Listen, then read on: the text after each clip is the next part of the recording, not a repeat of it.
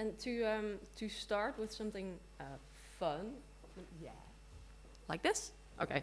Oh no, but then I have to stand behind. No. Okay. Okay. I'm going to stand behind the computer. With HBM provided us with this cool tool where we can ask questions, and you can ask us questions if you're too shy to get up. But by all means, just raise a hand and talk to me, because the room is so small I can hear you anyway. It's all right. But if you go to this website and then look for our session, which is 6 or 7 in the line, I think, then you find that there's questions to ask, and you can respond to polls as and when they appear. I opened one. Just so there would be something for you to answer. And I'll give you 10 seconds to get through and click on stuff.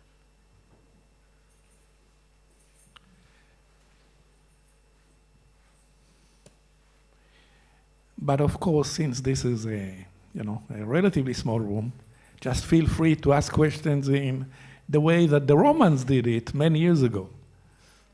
Which is how?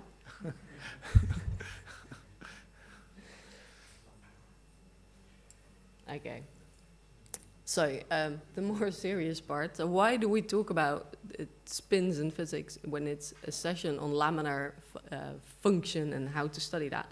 Well, basically, because to study anything like a column or a layer in the human brain, we need very, very high spatial resolution, and that means we have very high requirements on SNR, on spatial resolution, but also on the sort of bold responses that we'd like to observe. So I divided my talk into these 3 topics.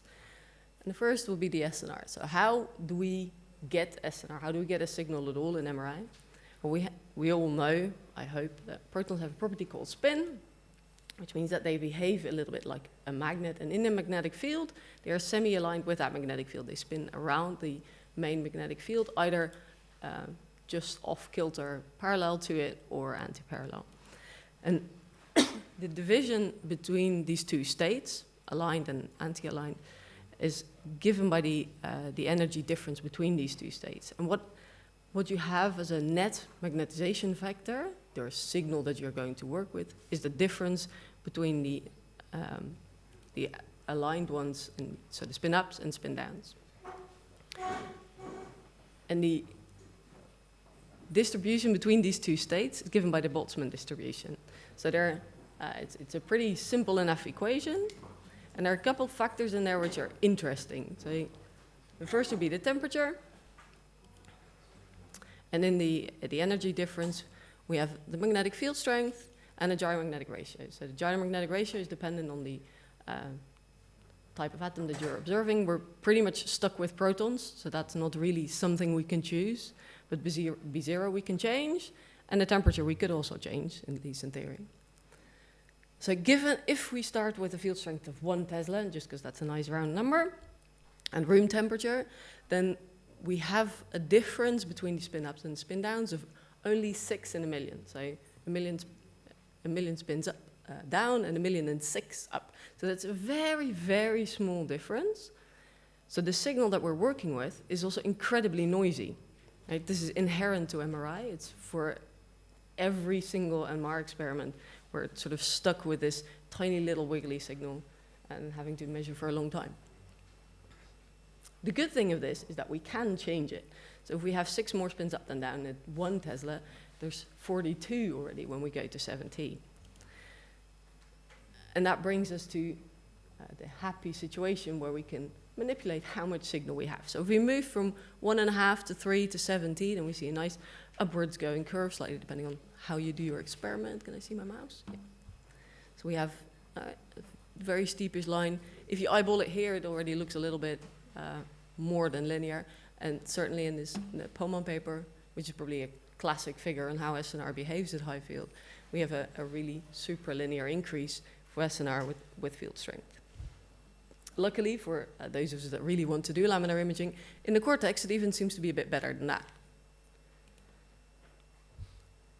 And that means that if we take the same brain and the same images and we acquire them at higher field, then we can see, even just by looking at them, that we have a higher SNR in those images.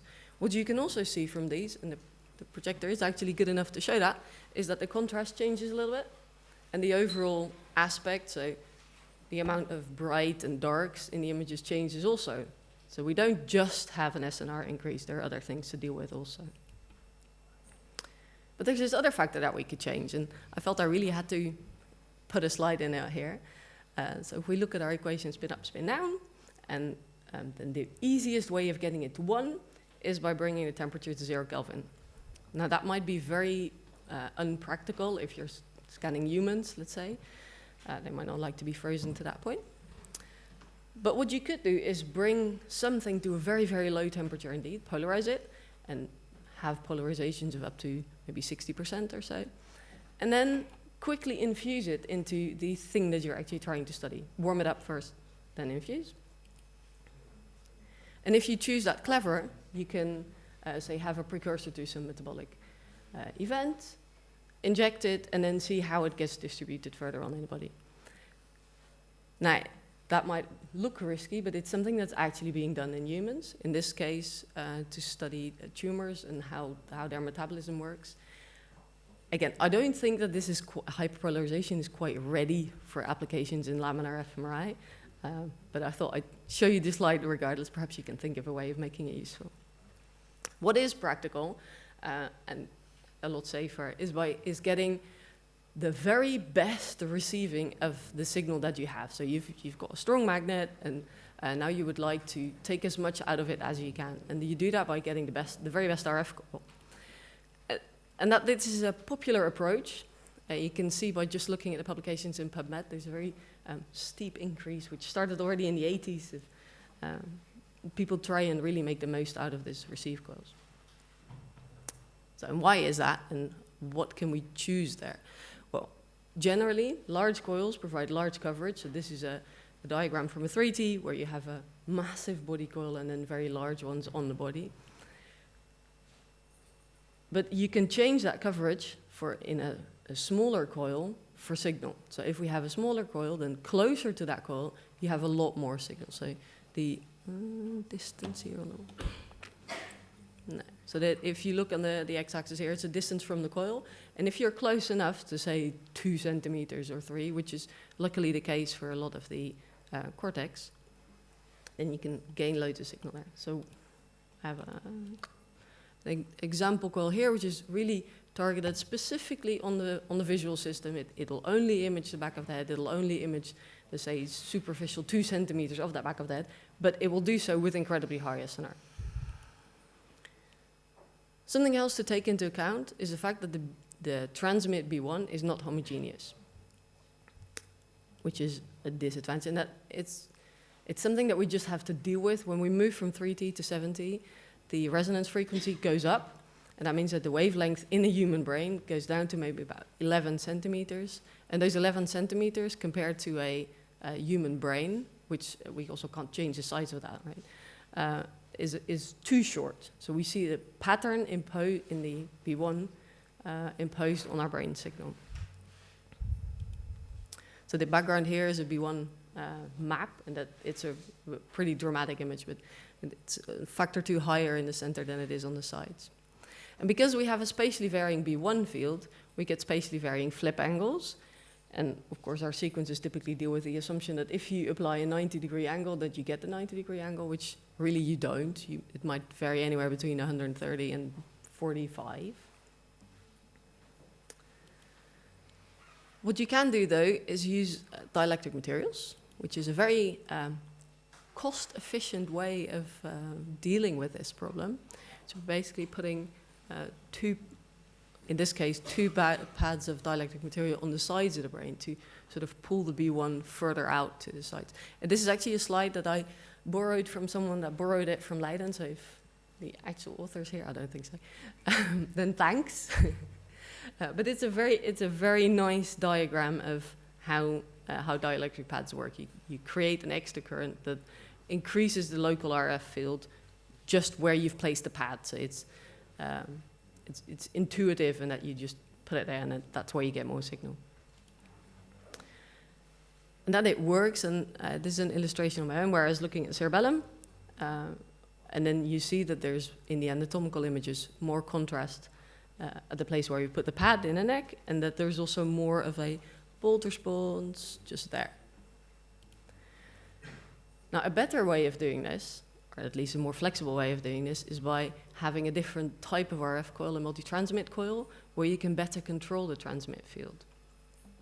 This is an example of an 8-channel one. And if we take care and make an effort of properly aligning these, the RF pulses from these coils with each other, then we see that there is actually a much more homogeneous field and contrast throughout the brain, right? And that also this is reflected in how much of a bolt response you then see in the area that you're interested in. So just to show it a bit larger here, we have this nice dramatic black hole in the back of the head. If we use our parallel transmit system, that becomes much more homogeneous. And what works for anatomy also works for function. So now we have lots of signal in a good space. We still need to trade that for high spatial resolution. And when we talk about high spatial resolution or about spatial resolution tool in MR, we always have to talk about K-space. And that might be a bit of a vague concept because we like to look at images, human brain maps, for example. But really what we acquire are not images. What we acquire are the spatial frequencies of the object that's being sampled. And we collect these in K-space. So K-space is not very nice to look at. Again, it's just a bright dot in the middle usually. But that K-space is actually contains the exact same information as our image space. So if we look at K-space, it's a Fourier representation of the object space. So we can apply a Fourier transform, very straightforward, to move between these two back and forth. Now to give you a little bit more of a grasp on how that looks, acquiring spatial frequencies and then forming a comprehensible image with it, I took a Shep-Logan phantom here and then a line through that, and this doesn't look very much like a collection of sinusoidal waves perhaps, but if we take one with an infinitely long one, then that would give us the average signal intensity, which is not a very good descriptor of the image. But if we start adding sinusoids to it, then this starts already to look a little bit like the object that we're interested in. And the more we add, the better we start to describe the phantom. So even though it looks like it couldn't be a collection of signs, it really is. And of course, that works in 1D. The same goes for 2D. So this is a slide I borrowed from a colleague where it says, well, if K-space is a Fourier representation of the object space, and it's called K-space incidentally because of the wave number K, or the number of cycles per unit distance. So they are point in K-space at -3 would be 3 sinusoidal waves in both directions, right? Show with that mask here. So that's a filter, if you wish, that we project our image onto, right? Or a measure at that point in K-space is how much of that particular sine wave is actually at that point. Its neighbor, or a few further out, would be a sine wave with a much higher frequency in the x direction and the same in the y direction. If you see the orange dots appearing just there, right? And it's symmetrical, so simply inversing the amplitude moves to the opposite side in K-space. We can, of course, move further down as well. Then we have a higher frequency in the y direction as well as in the x. And then we can mirror that to the top.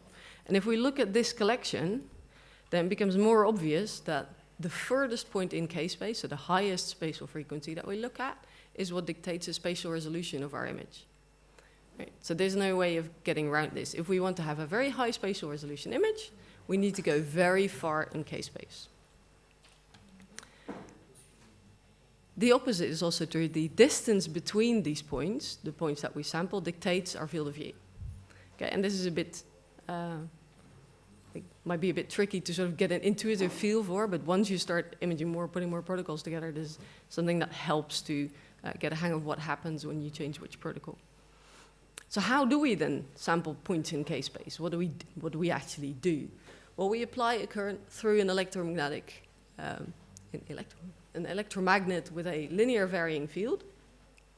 The simplest ones are actually the Z gradients, because it's just a loop, a wound loop. For the X and the Y patterns to fit around a body, you have to make a slightly more complicated design. And one of these electromagnets is shown here. So this is an actual Siemens gradient before it's put in the bore of a scanner. So it's no more than that. It's a bunch of copper wires on a tunnel. So when we switch our gradients on, I realize now that this is a 3T resonance frequency, but it doesn't matter. When we switch them on, then we create a magnetic field where the omega, in addition to our static magnetic field, where the resonance frequency changes with position. And if we have a change in frequency across the object, then we're imposing that sine wave that we had earlier. So this switching the gradients on equals a move in k-space. So if we want to go very far out in k-space, then we need very strong or very fast or both gradients. Right. So, ta-da, then it's time for my second question. So if you think about spatial resolution and the thickness of the cortex, then you should also be able to answer the question, what is the best spatial resolution for laminar fMRI? Now, I don't know how many of you filled in the first of the polls, but especially for the ones that do, what is your favorite spatial resolution? And for the ones that came in later, if you go to that website and then choose our session, you can answer the polls. You can also answer questions there, or ask questions for us to answer later. Okay. So, I already said we need a way of efficiently traversing k-space by using our gradients.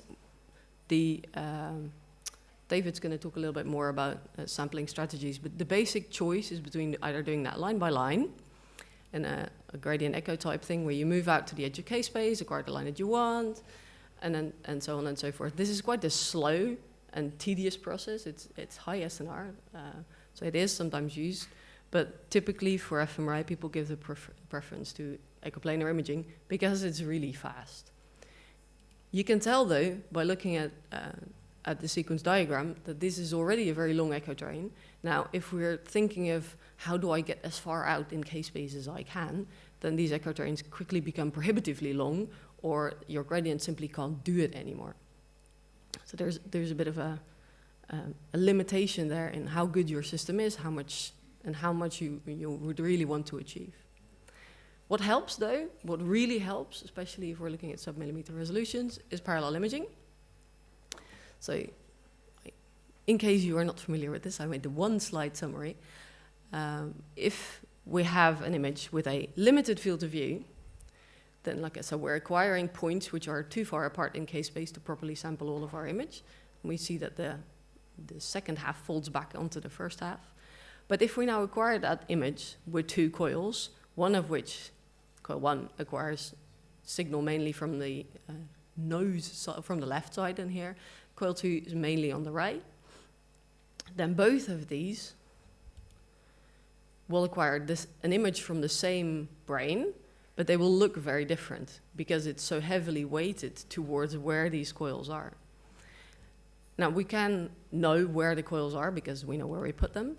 We can also measure where their sensitive areas are. And if we combine the image that we acquired with the information that we get from the coils, then we can unfold both of them and combine them to become a joint normal image. So what we're doing here is taking two large steps in k-space to be able to get to where we want to be in terms of resolution. And then we use coil information to fill in the blanks. Yeah? And the way that helps is by shortening the readout. Of course, it does mean that you need a good RF coil that can actually help you fill in those blanks. Okay. So if you do that, if you drive that to the extreme, then you can acquire extremely high resolution data. This is a 0.35 millimeter anatomical scan, which is probably a little bit too high for defining lamina on, but it's very good at showing other nice anatomical details like the striatum area here. And this is an example of a 0.7 millimeter 3D EPI, which is our standard laminar protocol. The image on the right scrolls through the slices. The image on the left is actually a movie in time. You have to kind of look at it to see that it's actually moving, but it is moving. The subject is staying pretty still. There's a little blip at the end. So what we see here is that I've pushed it quite far in terms of SNR. These are grainy images. but there's many, and that still gives us enough information. So then we have a lot of SNR. We've used it to get high-resolution images. And now what are we actually looking at? Well, we're studying the bolt signal, which is, I probably don't need to explain this to anybody here, but it's a very complicated thing. There's a stimulus that introduces or enforces some sort of neural activation.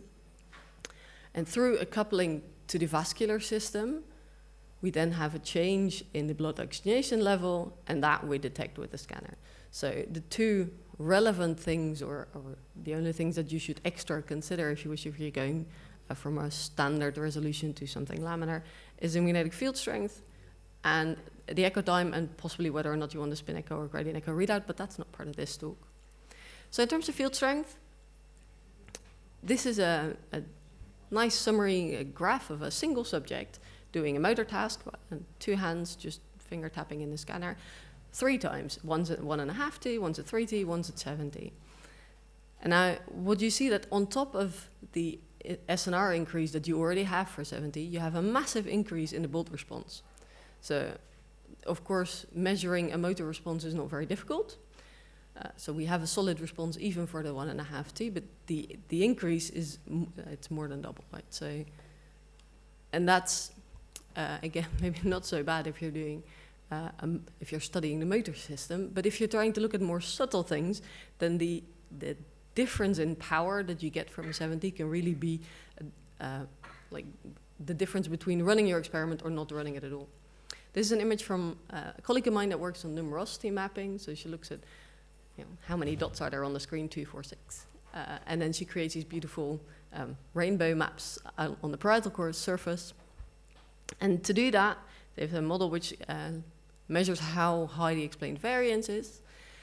And then if you compare how long you have to measure at 3T versus how long you have to measure at 7T, then you get these sort of quite worrying curves, I think, where for 24 runs at 3T, that's 8 minutes per run, you have an explained variance which is acceptable, like I think it's 36 or so. And to achieve the same point on the 7T, in the same subject, you need only 5 runs. That's one subject, but we have another one here which actually needs 8 times as many runs on the 3T as he does on the 7T. Now, even if you have to pay extra for scan time on the 7, I don't think that this is a difference that you can ever work across. People will not stay still. They will not come back 6 times just to do your experiment. So there's, it just might carry across, give you the power to actually do the experiment. Okay. So the other point I mentioned was the echo time. The bolt contrast, it's a T2 star dependent contrast, so we're looking at something that changes with echo time. If we look at a T2 star map, well, you can't see the numbers on this, but the average T2 star at 70 in the gray matter is about 30, 25 to 30. So if we look at a signal decay curve from 0 to 50 milliseconds, then round about, so it's a decay of about 25 milliseconds. And if we increase that by having activation, we have an increase in T2 star to 27 milliseconds in this case. We get a curve that the difference is broad. It's a broad bump, but it's very much at its maximum between, 20 and 30 milliseconds, probably 25 to 30-ish. And that limits how long your readout can be, because if the center of your readout, the crossing of the center K-space, has to be at this point, then you cannot have a readout of 200 milliseconds, even though you might like to, because then you can acquire nice lots of points and have low acceleration factors. So I think this is actually a slide John's nodding, but I think this is a slide that John already also has in his presentation. But it's a very important one. So if we're looking at laminar imaging, we're studying the cortex, and the cortex is not a homogeneous thing. It's actually a very funny structure in that the blood's coming out from the outside, coming in from the outside, and it's also draining upwards. So all of these veins, they all go in the same direction. It's one big pooling towards the cortical surface, especially in T2 star weighted data. So we see that across the laminar literature, we have again and again these same graphs which go from normalized cortical depths of 1 to 0. They always go up, sometimes in a straight line, sometimes there's a bump, but they always go up. What's also interesting is that you can see the pooling and that the responses are a bit later as you go towards the cortical surface. So what you have to remember from this slide, right, is that it's important to properly draw where your cortical lamina actually are. And for that, we need a really good anatomical image. No matter how you do it, you have to start with a good anatomical image. So typically, people use T1 contrast, because then you have a nice spread between the gray matter, white matter, and CSF.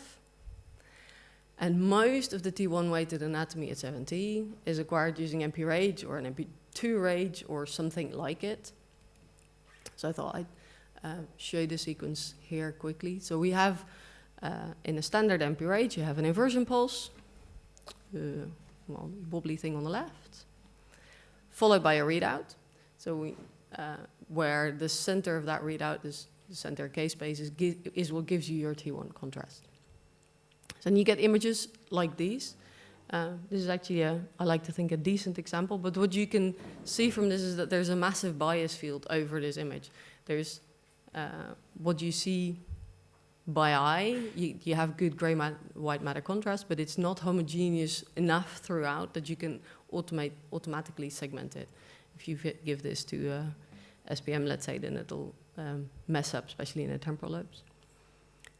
So, which is why people usually take a little step extra to acquire their anatomical data by, for example, acquiring a self-bias field corrected MP2-RAGE, where we have 2 of these readout blocks after the inversion pulse. The first one has all the contrasts that the MP-RAGE also has. The second one has everything but the T1 weighting. So that would look something like this. But this is a very heavily T1 weighted image on the top left. And you can see from the phase that there's still, the white matter still has to go through the null point. So there's a 180-degree phase difference between the gray and the white.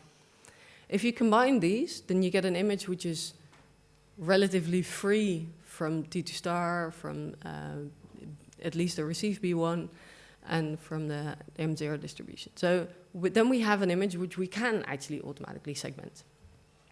Nicely. You can also acquire a T1 map from that if you like, calculate T1. Now, if this is everything we would like to do, well then why is it so hard? So I thought I'd put in a slide on the limitations of these. So first, we're limited by how good a magnet we have. We're limited by how, mostly by how strong the magnet is that happens to be in the place where we work. Right.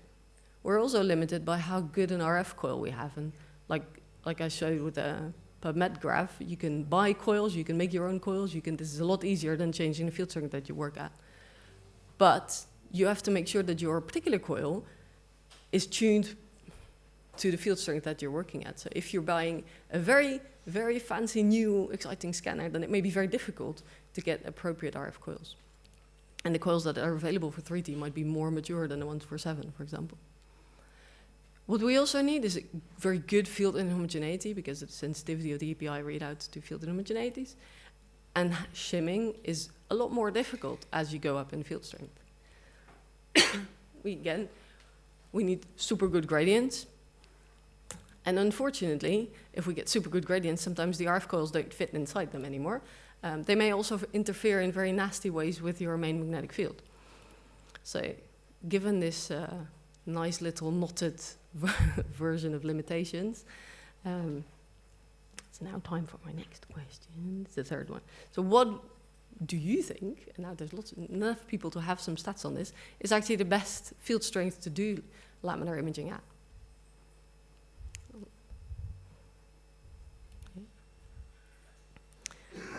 And now, did you have your phones out? Prepare a question also, if you could. So, physiology, right. So even if we'd have the perfect system with a super magnet and super gradients, there are still limits that we really have to stay within dealing with physiology. So you cannot simply expose a human volunteer to any field strength you like, or better, you can't expose them to a change in field strength that you like. If you push someone very quickly into 70, they will be dizzy. If you push them into a, I don't know, 14T, I don't know. I don't want to know what that feels like.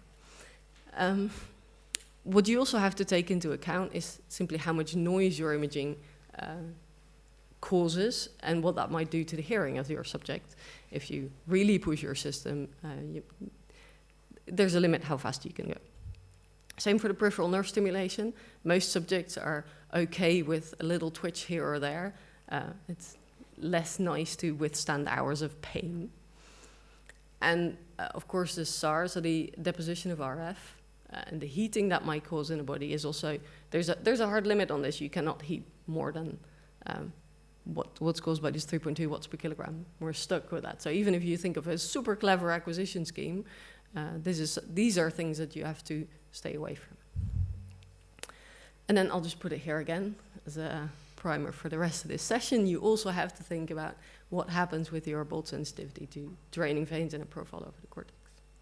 So in summary, we've looked at SNR and where does the signal come from in MR and how can we increase that. We've looked at K-space and how to sample in such a way that you get high spatial resolution. We've also looked at the bolt responses and the influence of the field strength on that. I've shown you some of the anatomical images that we've acquired, and then I talked briefly about the limitations of the thing. So then rests me nothing but saying thanks to you again for showing up so early on a Sunday, and to my collaborators for lending me slides. Thank you.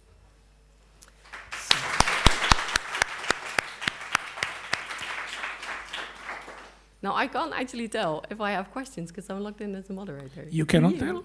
But can we, if you wrote down any questions, can you like be brave and raise your hand and ask it anyway, please? We have time for several questions. So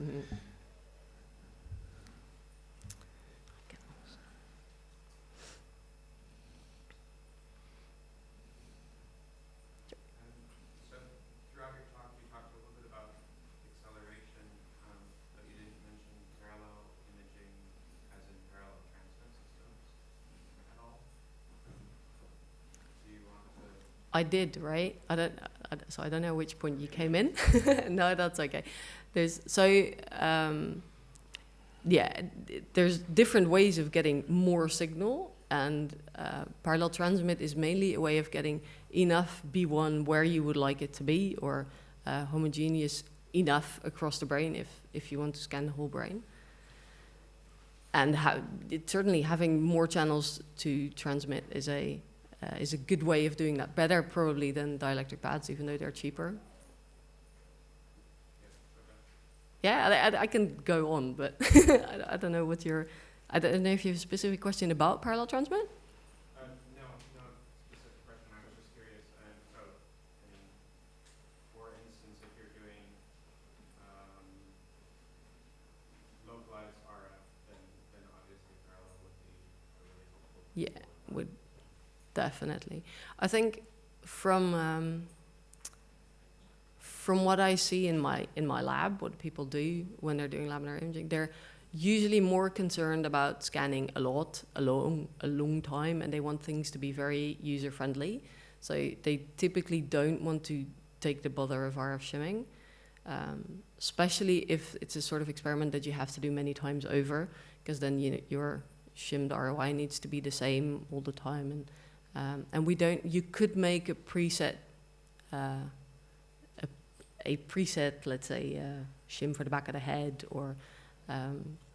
But we don't have any of those. So what people typically do is having either a local transmit or the normal NOVA whole body transmit, and then using local receive coils. I'm not sure if that's the optimal way of doing it, but that seems to be what people do. Yeah. So ignoring the hardware issues you mentioned, as far as physiological limitations, which of those do you think you're close to getting around, and what's an oversimplified explanation of tricks to do that? Well, my. My My favorite then would be the sound, actually, the sound pressure issues. So there's some efforts in Utrecht, they're building a supersonic gradient coil, switching so fast that you can't hear it anymore. And I think that's beautiful. That you also, not just for this, right? Not just for laminar imaging, but you can maybe one day have a silent MR system. That'd be great. Better, yeah. I think that's the easiest one to get around, probably, from all of these three. Thank you very much, Wietske. So I would like to mention that at 11:50, we will have a brief additional session of questions and answers with all the speakers. The next speaker is David Norris, and he will speak about choices of imaging readout at 7 Tesla. Right, well, good morning everybody, and I'd like to also thank the organisers for the kind invitation to speak here on a Sunday morning, and of course thank you all for showing up to listen to me. I'll do basically a little introduction of what you can expect from a readout when you're looking at very high spatial resolution imaging. I'll address the kind of crucial question of the point spread function and how that leads us, amongst from other reasons as well, to try and accelerate acquisition. I'll concentrate mainly in this talk on, no, I won't concentrate mainly, I will concentrate exclusively on echoplanar imaging and variants thereof. So I will have a little discussion about the relative merits of 2D simultaneous multi-slice and 3D. And even if you don't immediately associate these with EPI, I will also talk about GRACE and spin echo at the end.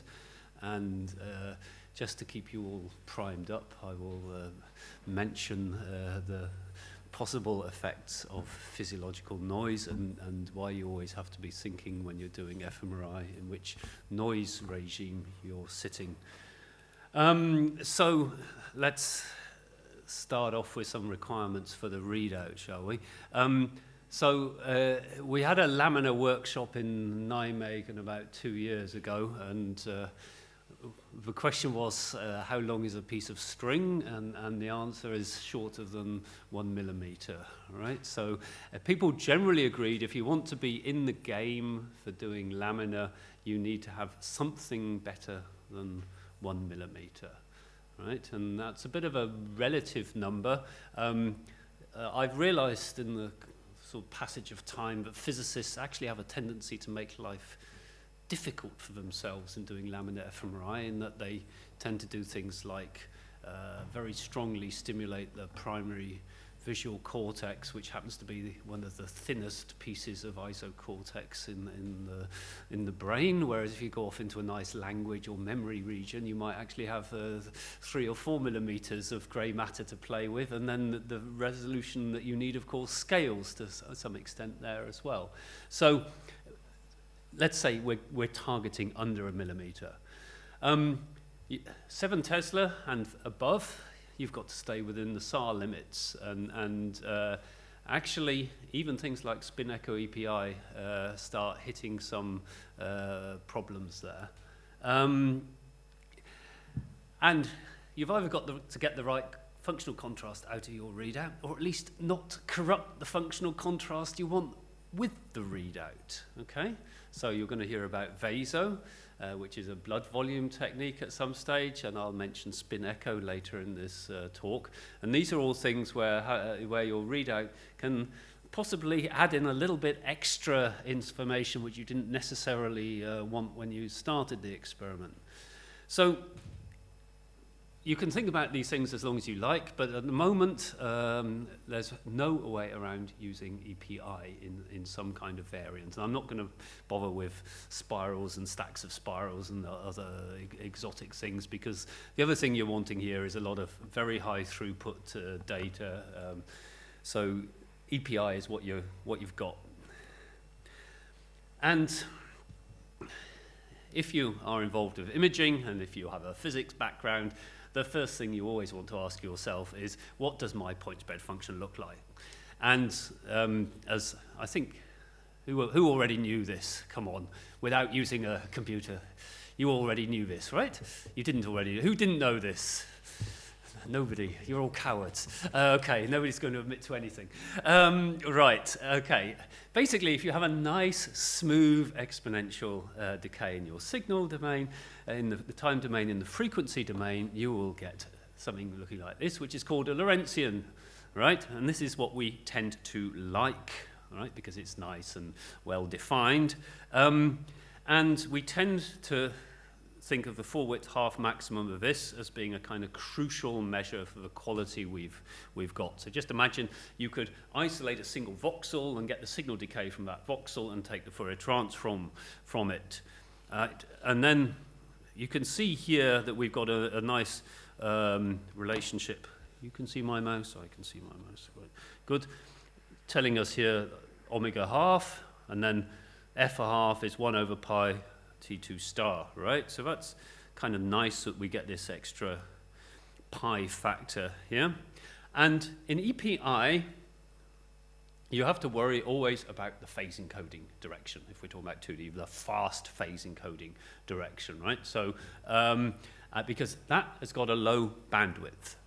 So ultimately, what you're looking at in terms of having a true resolution matching your nominal spatial resolution is you don't want things like the bandwidth per pixel being lower than the lateral line width of said pixel, right? Which mostly sounds like a singe, you know, how the heck could you get in that situation? But actually, if you start trying to think about the arithmetic of doing a 256 by 256 acquisition matrix, which is what you're going to be talking about if you want sub-millimeter resolution and using an EPI readout, you're already in quite a bad place, right?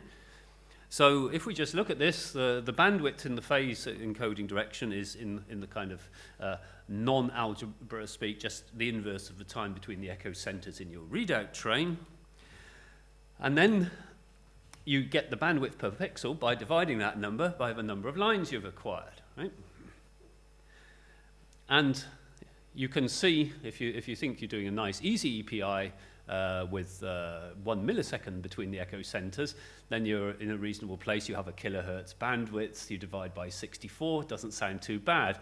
Go by 256 by 256. Suddenly you have 2 milliseconds between the echo centers, and you want to divide your 500 hertz by 256, and whoops, that doesn't sound so good at all, right? So you want to keep this relationship. Now for some perhaps better news. The other thing, well, there's some good news and there's some bad news. If you think about distortion and dropout, which are the two main things which hit EPI, your distortion is actually going to get worse as your bandwidth goes down in phase encode, right?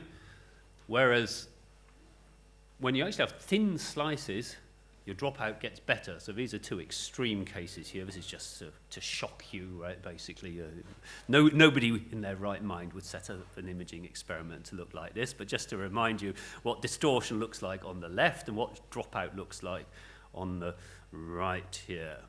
So what are we dealing with?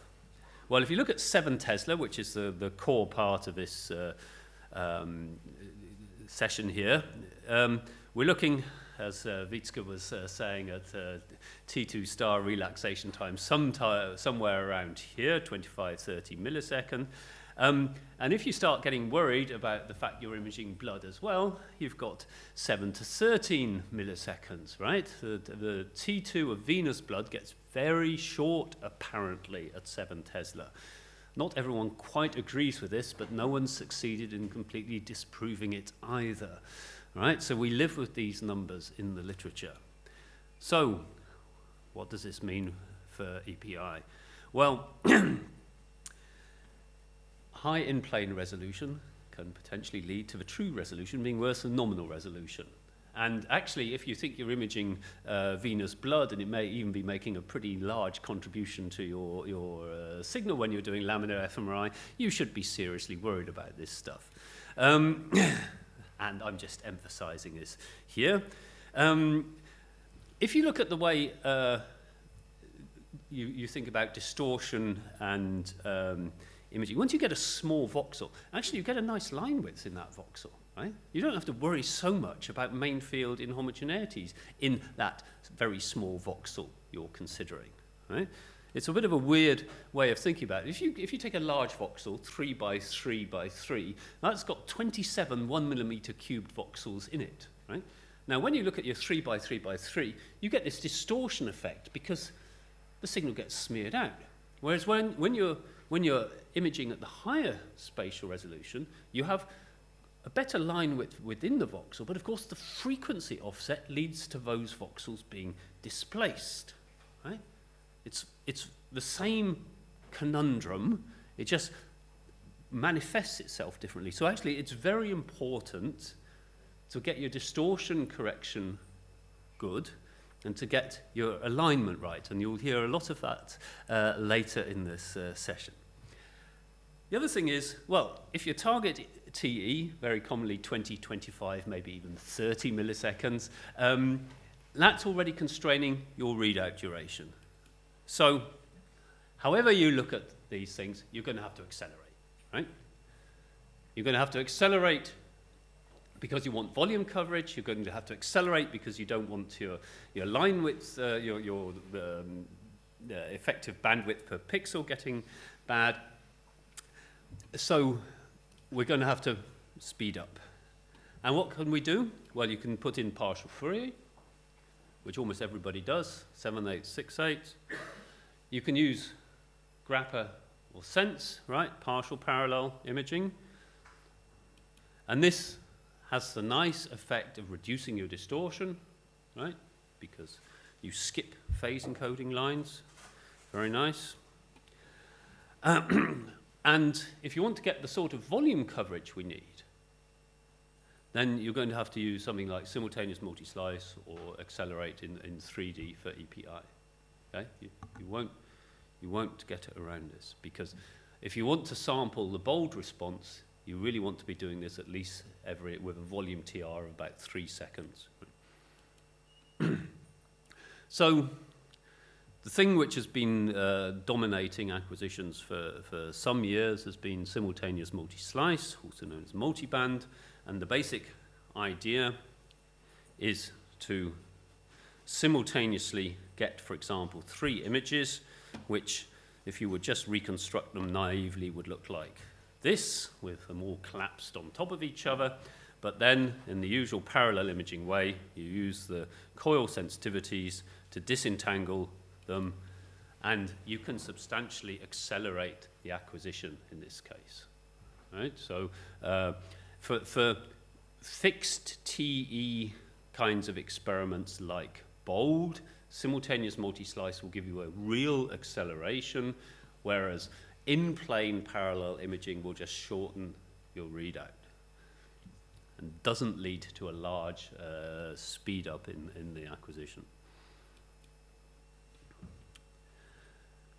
One of the important things which people realized, particularly Felix Breuer and the group in Würzburg, was you can actually disentangle these slices from each other better if you start adding a phase gradient onto them. Because according to the Fourier shift theorem, if you want to disentangle, if you have 2 slices which are close to each other and you want to disentangle them, if you could magically shift one of them by half a field of view, you'd be having a much easier time in terms of the coil sensitivities of doing that, right? So just by adding a phase gradient, for example, alternating the phase of lines in K space in one slice but not the other, that will shift it, and your whole problem of disentangling becomes much easier. So the way this was done originally was just by using radio frequency pulses, so that if you excited the 2 slices in the first K space line, the 2 slices would be in phase, and the next K space line, they would be in antiphase, right? And then you can alternate or put on whatever phase gradient you like. Problem was, of course, that this would not work for EPI, because in EPI you're collecting your lines of data successively after 1 excitation. right? So you need a way of getting around this problem, of getting the Kuiperine, or as people prefer to say, Kuiper, to work just using gradients. And that came with the blipped Kuiper from Boston. So essentially, you get a little set of extra blips along the Z. It's almost like an extra phase encoding in the slice direction. And what this is doing is then for the centers of the slices that you're doing, it's flipping them over backwards and forwards as you want. And at the edges, you're only getting a very small effect, which can be largely neglected. And this basically allows you to have the benefits of Kuiperine in a 2D EPI experiment. And this is just gives you a few examples from out of literature, how it looks when you're trying to disentangle these ones on the basis of coil sensitivity. You're obviously having a much harder job than if you're trying to disentangle these. So, if you're doing simultaneous multi-slice, you can see that this is the sort of situation we're talking about where you have no Kuiper factor, and then the bits that you're trying to reconstruct from each other are basically at the same coordinate here, and that's the sort of situation you would have here. If you move to a Kuiper 2 or a Kuiper 3 situation, you will then have this. You will have these far away from each other. So these are at the same position, but they're sufficiently far away that they're being picked up by different coils. Right? So this is the kind of benefit that you need.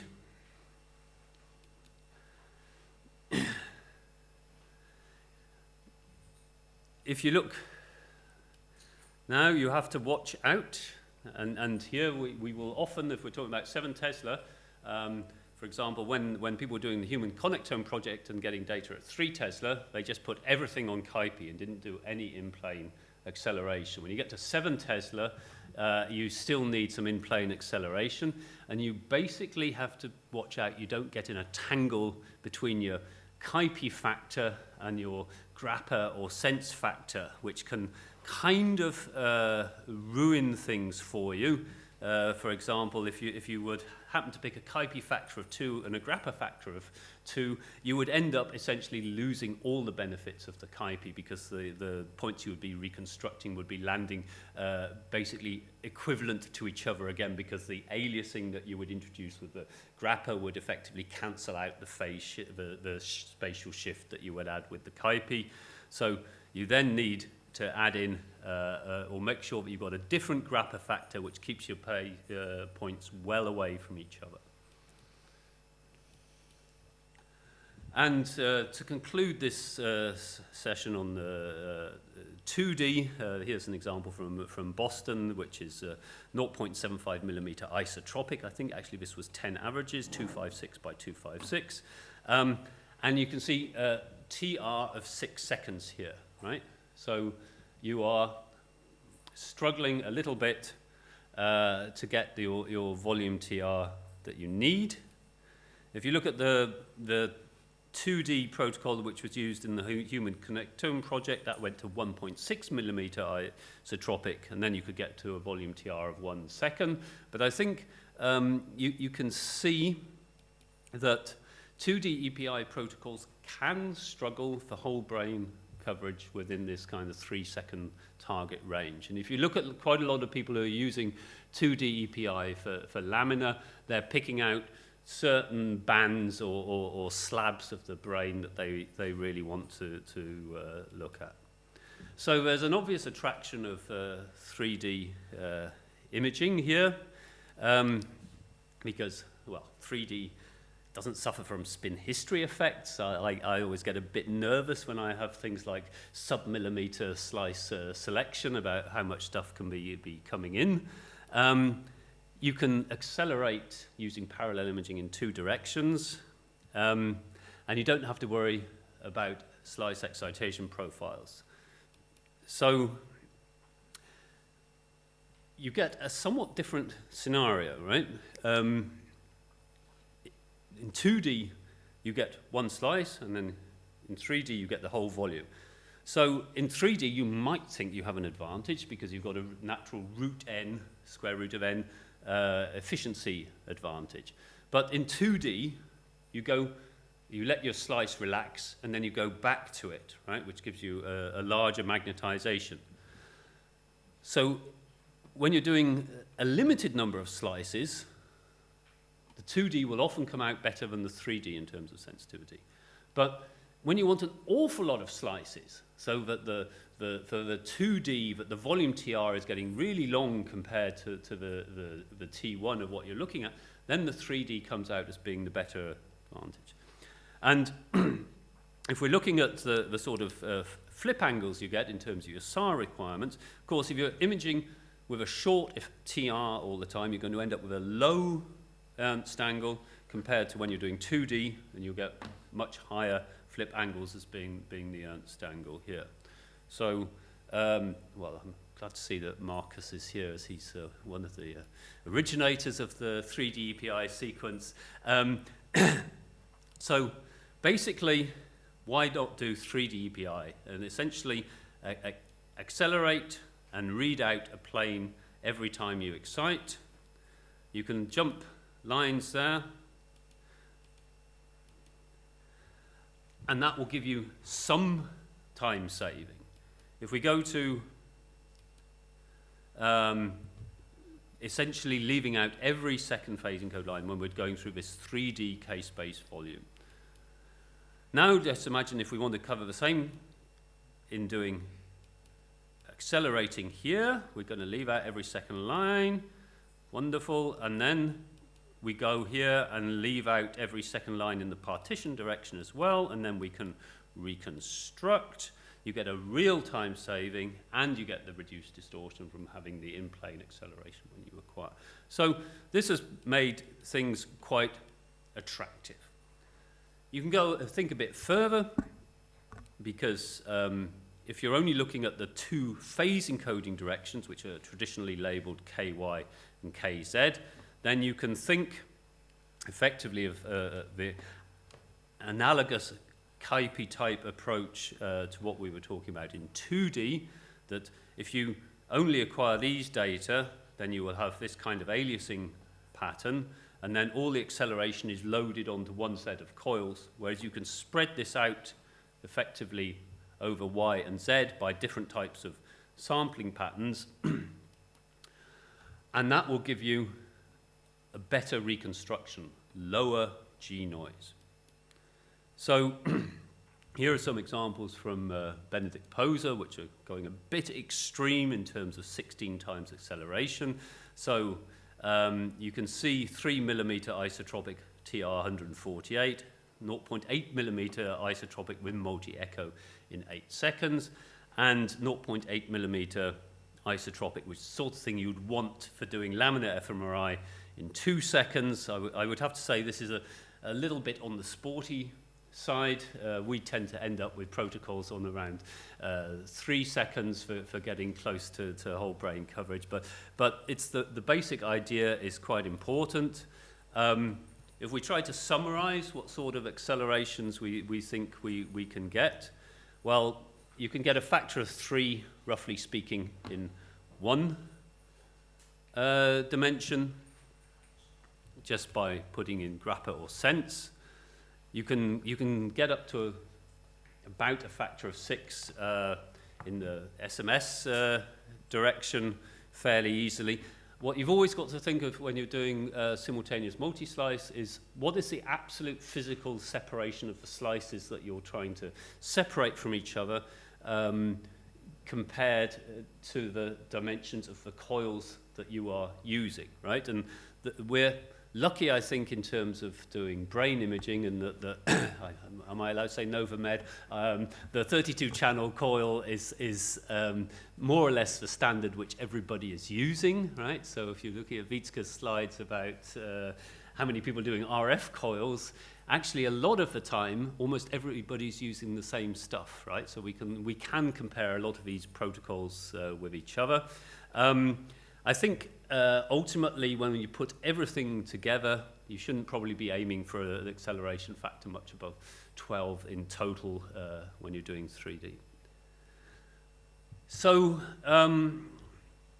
as we move on a bit from gradient echo EPI, we can say a few things about spin echoes, right? Because there's quite a lot in the literature on spin echo and T2 weighted fMRI, particularly at 7 Tesla, right? And of course, if you have in abstracto, a spin echo readout, just a pure spin echo, that will refocus your static field in homogeneities, okay? So you will reduce the bold sensitivity for larger blood vessels and their surroundings. Okay, so and this has been a kind of leitmotif in a lot of attempts to improve intrinsic spatial resolution of fMRI at 7 Tesla. It doesn't actually mean that the spin echo is more sensitive to the signal of the capillaries. Actually, the gradient echo is still more sensitive to the capillary signal. It just means that the spin echo signal should not be contaminated by the large vessel contributions. So if you were a purist, then you would try to do some kind of T2 weighted experiment with a string of spin echoes, otherwise known as turbo spin echo or haste or something like that. But you would soon find out you can't do this at 7 Tesla because you would be putting in far too much RF energy. Okay?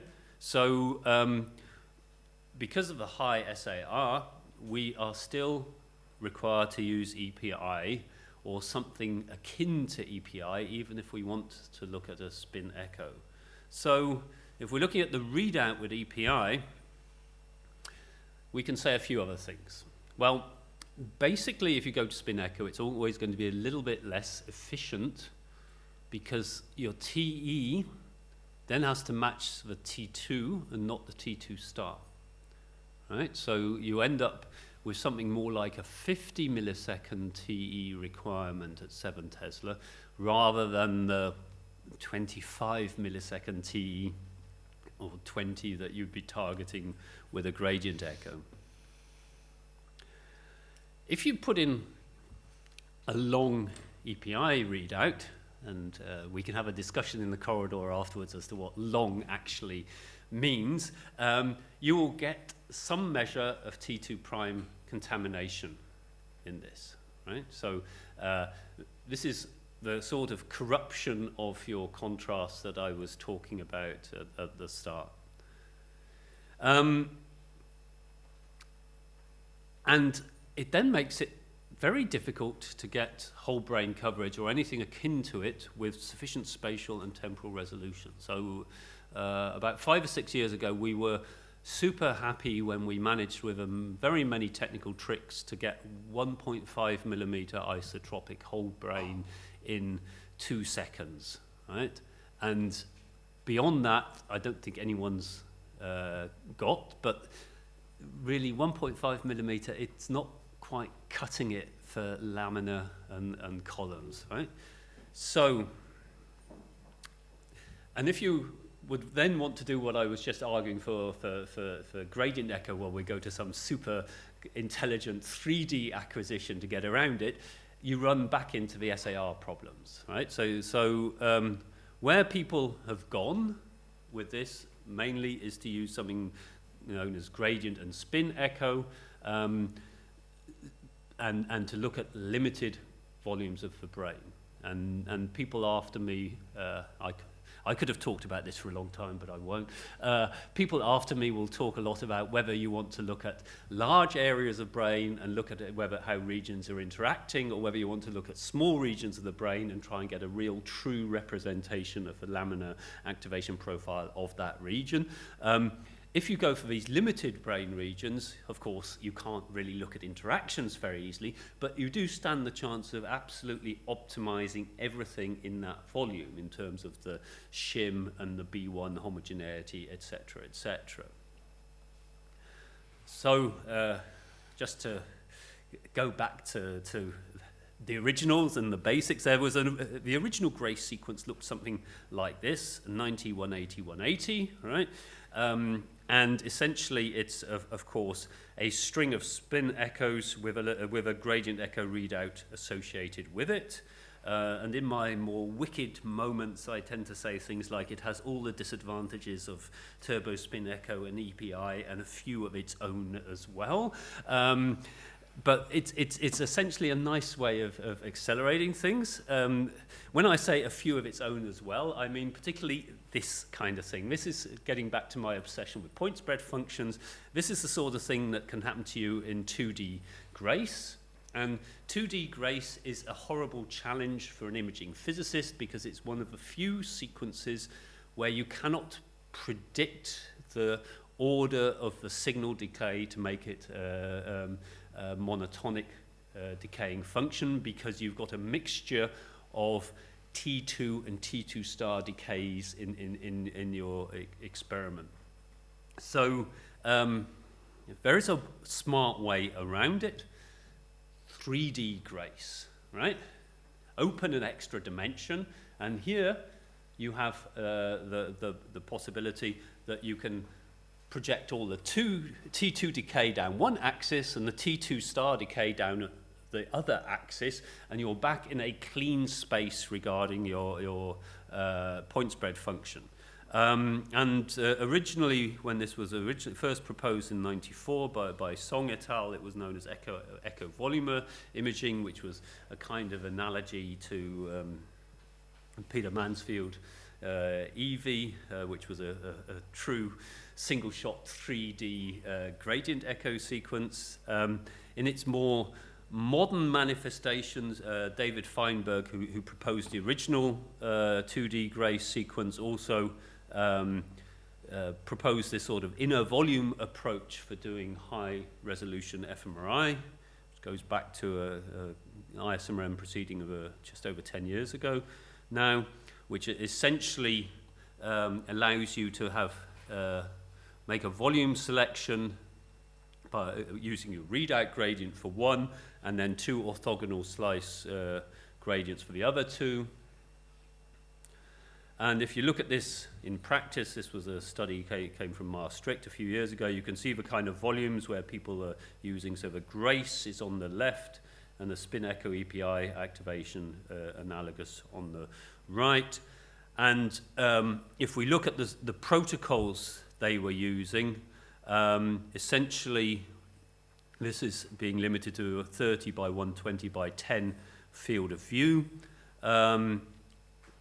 And then you have a 30 millisecond EPI readout and a 216 millisecond total echo train duration.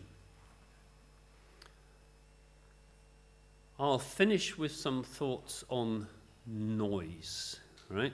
So basically, without worrying about the details, but years ago, Kruger and Glover kind of showed that most fMRI is in the physiological noise regime. This is a spontaneous question. Who already knew this? Right, okay.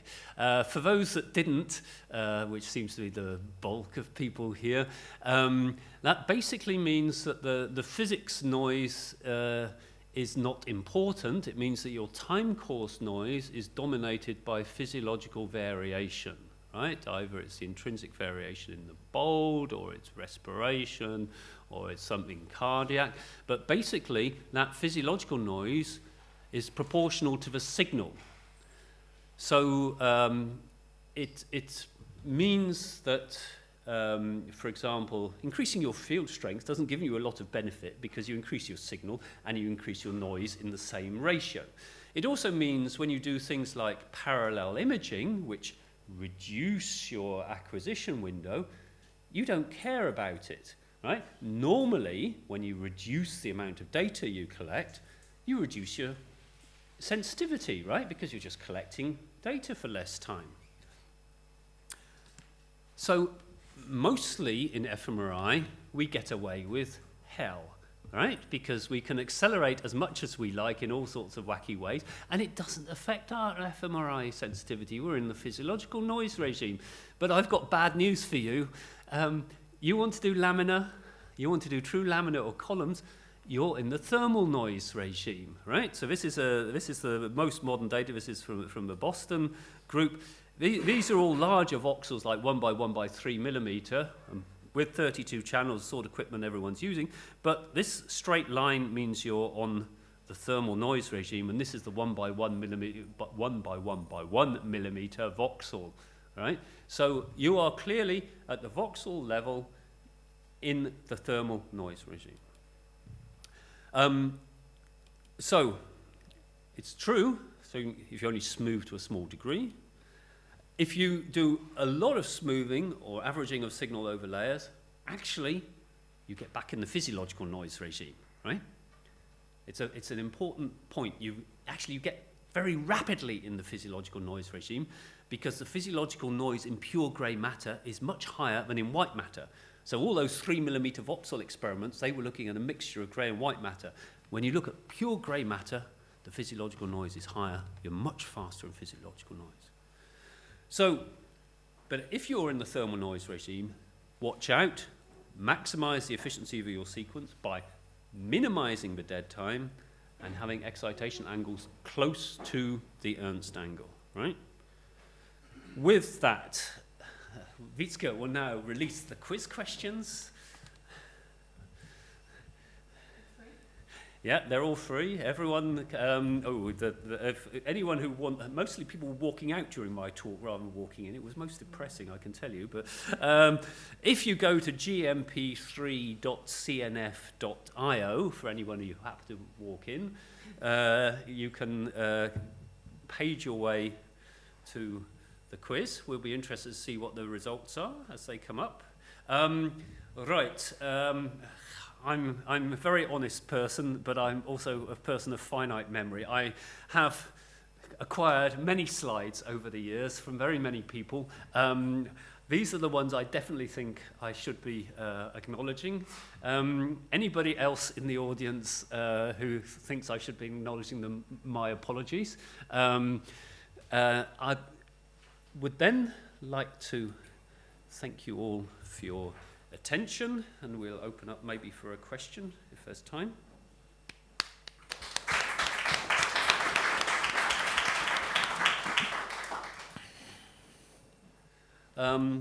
Is anyone seeing any answers? Wietske, you're the quiz master. I just put in my own answer. I don't see any questions, so maybe while people are answering, maybe I could see them this morning, but otherwise I'll take normal questions, please, at the back. Say something about the sensitivity of the 3D acquisitions to image. Can I say something of the sensitivity to? The sensitivity of the 3D acquisitions. Yeah, the 3D ones are in general more sensitive. You can correct in the you can look at correcting in the K-space. For example, there's a good paper from Nick Weisskopf's group which actually shows how to do this.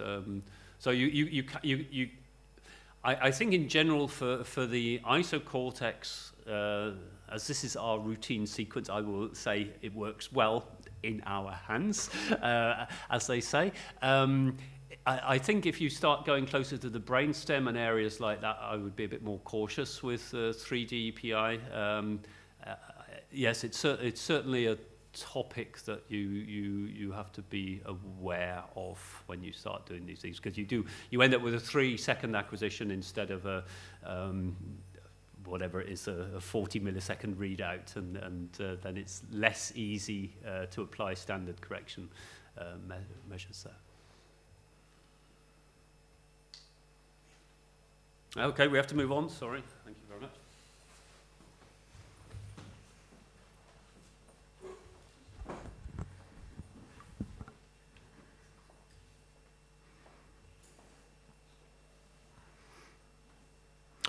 Good morning, everybody. I'll be talking about analysis of the spatial specificity of bold and cerebral blood volume fMRI in order to get reliable, optimized detection, decoding, and high-resolution imaging of cortical columns. Outline, I will give two examples of cortical columns, orientation and ocular dominance, and how we measure them with neurophysiology and optical imaging, a model for simulating fMRI of cortical columns. I'll speak about spatial specificity of the gradient echo and spin echo bold responses relative to neuronal activity with data from human area V1, spatial specificity of bold and cerebral blood volume responses in gray matter and blood vessels with data from cat area 18, optimization of high-resolution fMRI, and likely there will not be time to talk about mechanism of decoding and what can we learn from that on mechanism of high-resolution fMRI. In the second part of this talk, my former student, Denis Chaimov, will present here a toolbox in order that helps to plan experiments for optimizing experiments of high-resolution imaging of cortical columns. So I'll start with examples of cortical columns in neurophysiology and optical imaging. Neurons in the visual cortex in area V1, but not only in area V1, are sensitive. They show preference to specific orientation of bars. Goebel and Wietske, awardees of Nobel Prize, used experiments or performed experiments in cats and monkeys. They presented bars of light, oriented bars, and moved them back and forth while recording neurophysiology. We can see here the tip of the electrode close to a pyramidal cell and recorded spikes. So in this case, for this cell, when the bar is horizontal, we get almost no response. Obviously, the duration of the stimulus is where the dark background is. When the stimulus is right oblique, we see a higher response. When the stimulus is vertical, we see a very significant higher response. So this cell shows preference to vertical orientation. We can use optical imaging of hemodynamic and metabolic responses used mainly in animal models, but sometimes also in the neurosurgery suites with human patients. We expose the cortex by removing the skull and the dura mater, so that would be an image of the cortex taken directly by a CCD camera, shine light alternately of two wavelengths that help us compute changes in deoxyhemoglobin that represents blood oxygenation, bold fMRI, and changes in total hemoglobin that represents cerebral blood volume fMRI. Now, the physiological response is absolutely identical to the physiological response of fMRI. What is different is the measurement, the principle of measurement. In optical imaging, the principle of measurement is the different absorption of oxy and deoxyhemoglobin as a function of wavelength of illumination. In fMRI, the principle of measurement, if we talk bold fMRI, is the changes in content of deoxyhemoglobin. So we can use this system in order to image responses to oriented bars, and we get in each pixel a so-called tuning curve as a function of the orientation. Now we can go pixel by pixel and compute the vectorial summation, and we show in color code that is represented here the preferred orientation for that pixel. Now, why do we call these columns? Because if, for example, we mark 6 locations on top of cortex and insert an electrode and record action potentials from these locations, we can see that the preferred orientation as a function of cortical depth is approximately constant. It's invariant to depth. And it matches what we get with optical imaging from top of cortex. So that's why we call them columns. There are also columns, well, there are several types of columns in visual cortex, somatosensory cortex, auditory cortex, but in visual cortex, another common columnar system which is being imaged is that of ocular dominance. We can see here again results from optical imaging. That would be the image of cortex, and this would be the difference in responses to stimulation with the left eye and right eye in the monkey. The area with the stripes is V1, the area without the differential response to ocular dominance is V2. Humans have ocular dominance columns as well, as can be seen by post-mortem cytochrome oxidase histology. So the input from the left eye and the right eye is segregated in stripes in area V1, and the post-mortem histology here was obtained from a patient who lost one eye while being already adult. And so the only eye which is metabolically active is the right eye, or the input from the right eye causes stripes in V1 that are metabolically active.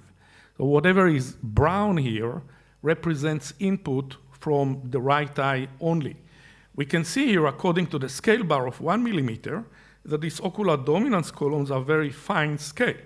And that's the challenge in imaging cortical columns. They are a fine scale. However, fMRI can image ocular dominance columns, as shown here, with gradient echo and spin echo imaging. All this data is from one single subject in 6 different imaging sessions, 6 different days. So 3 gradient echo, 3 spin echo, and we see the differential response to the left eye and the right eye.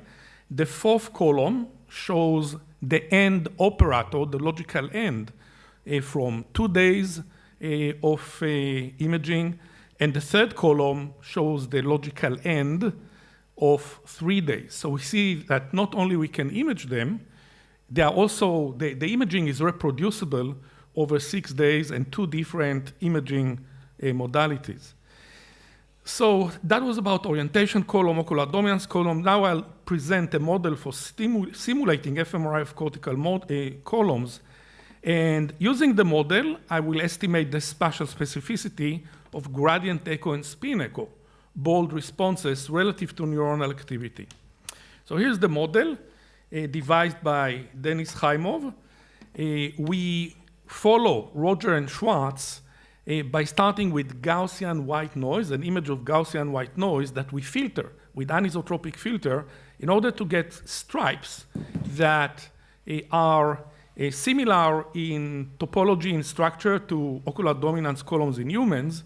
We simulate neuronal responses to stimulation of the left eye and the right eye, and we convolve with the hemodynamic bold point spread function in order to mimic the bold response. Lastly, we simulate K-space sampling to get the voxelized results.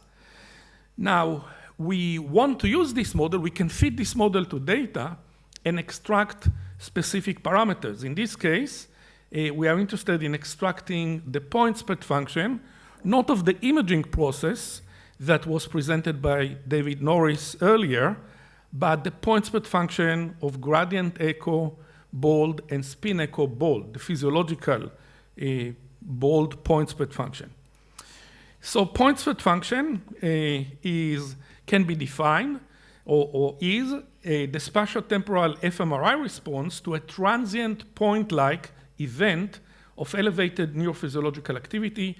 Measure of spread are usually standard deviation or full width at half max of the Gaussian. And obviously, when standard deviation is longer than or larger, then we can see that the Gaussian is wider, represents a lesser spatial specificity. Now, the bold response is cortical position dependent, and this raises the question, do we care about the point spread function? We do care because quantification of the average tangential point spread function is useful for comparing the spatial specificity of functional MRI contrast and for planning, optimizing, and modeling fMRI at high resolution. In addition, we will specifically focus on the point spread function of differential imaging, of taking the difference between responses, which is more homogeneous, parallel to cortex. Previous studies of the point spread function of the bold response were carried out at 1.5, 3 Tesla, and 7 Tesla millimeter, and you can see that the point spread function at the 7 Tesla reduces the point spread function, meaning the spatial specificity increases. The most recent study by myself estimated less than 2 millimeter full width at half max using gradient echo and single condition results. So here is how it looks. All previous point spread function studies used retinotopic stimuli, and using retinotopic stimuli, they had information on the falling edge, the spatial falling edge of the response, which can be used in order to fit a Gaussian or a sigmoid function, and this way get a Gaussian and estimate the full width at half max. However, all previous studies on the bold point spread function assumed a point-like neuronal response. Neuronal response are never point-like. As we can see here, the scatter of receptive fields measured by Goebel and Wietske, we see a significant cluster in V1 when inserting an electrode orthogonally to cortex. The scatter is approximately 2 millimeter, so we need to take into account the scatter of the neurophysiological response if we want to look only at the bold spatial specificity. So we want to estimate the point spread function of differential hand-spin echo bold and gradient echo bold response in humans at 7 Tesla while avoiding the neurophysiological spread confound. Now, in order to avoid the neurophysiological confound or spread confound, instead of using retinotopic stimuli, we used the data of ocular dominance columns, differential ocular dominance responses, and took into account information that we have about the neurophysiological response in V1 from monkeys in order to determine the point spread function. So we quantify the point spread functions that best predict the spatial structure and magnitude of differential ocular dominance responses.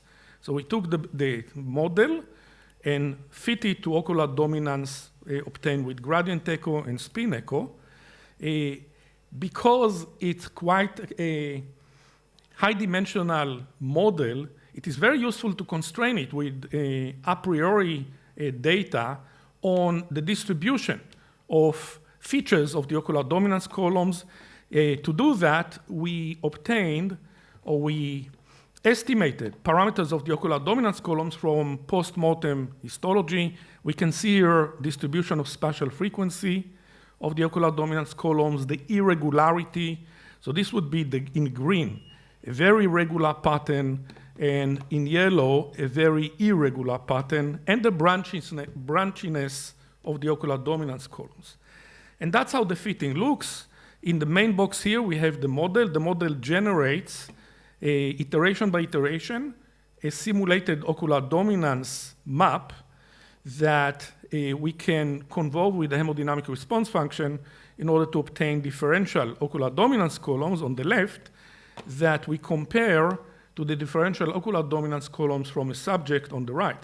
And in each iteration, we ask, what is the probability of the current parameters given the data? And as part of that, what is the probability of the current estimated point spread function width as a function of data? So that's how it looks, the fitting of the model to the data. On top here, we see two differential ocular dominance responses with green echo and spin echo from the same subject. On the left is a noise pattern, iteration by iteration. Then the common ocular dominance pattern obtained for that iteration. And here we'll see the model gradient echo and spin echo differential map that we want to converge to the data. If it converges to the data, we are in the right direction. And on the right, we will see the point spread function obtained with spin echo fMRI as a function of gradient echo fMRI. We start with 2 millimeters. So let's see how it goes. The first iterations. And then pretty quickly, the model converges on patterns that are very similar to the data. And the point spread function, the probability density function that we estimate for the point spread functions goes to approximately 0.8 for spin echo and approximately 1 full width at half max for gradient echo. Can you advance one slide for me? Seems that I cannot do it from here.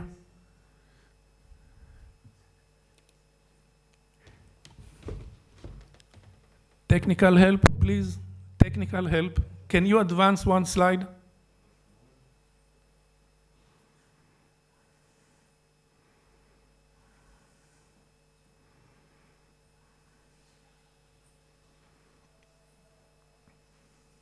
Maybe with a keyboard.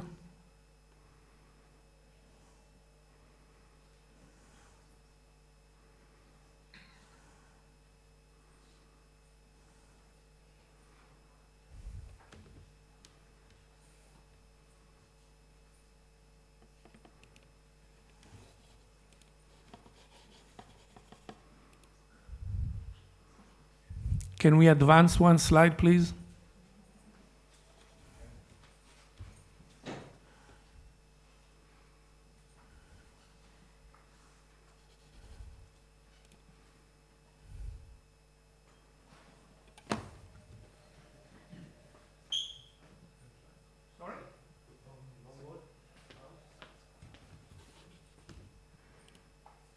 Okay, so these are the probability density functions that we get, and we estimate for gradient echo point spread function the full width at half max is 0.99 millimeter for spin echo, not much narrower, 0.86.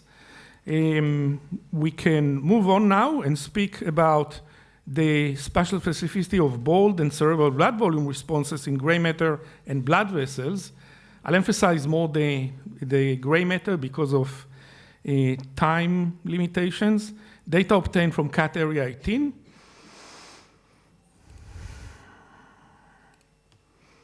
So with optical imaging, we can see here the CAT area 18 cortex. The dark curves are PL blood vessels, image with 530 nanometer and 617 nanometer.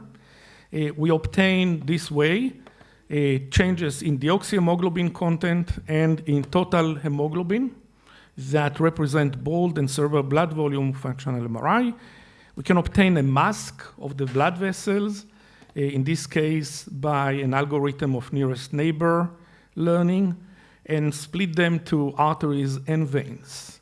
We can also estimate the width, the diameter of each of the vessels in order to learn how the changes will refer to the diameter or the spatial specificity, how it refers to the parameter, to the diameter of the veins and arteries. And here is a slide that already, just by looking at the results of the map, shows the difference between the spatial specificity of deoxyhemoglobin or bold in the top row and total hemoglobin or cerebral blood volume at the bottom row. So we used gratings, moving gratings, differential imaging, meaning the difference between the peak response and the response to the grating, which is 90 degrees relative to it. And you can see that with bold imaging, we get fuzzy, unclear differential responses. In contrast, with blood volume imaging, we see fine scale imaging of cortical columns at a relatively high amplitude. We can then look at the contrast to noise ratio in vessels and see that with small vessels, the contrast to noise ratio of veins is very similar to the contrast to noise ratio of the gray matter when looking at bold response, and this is true also for SVM support vector machine decoding rate.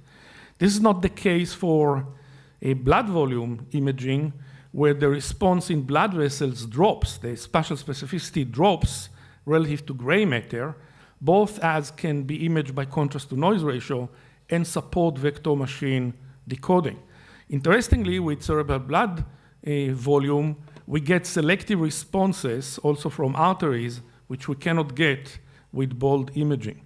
And overall, if we look at the spatial specificity of deoxyhemoglobin or bold divided by the spatial specificity of cerebral blood volume, we see that in gray matter, the ratio is 0.55, meaning the spatial specificity of cerebral blood volume is much better than that of bold imaging.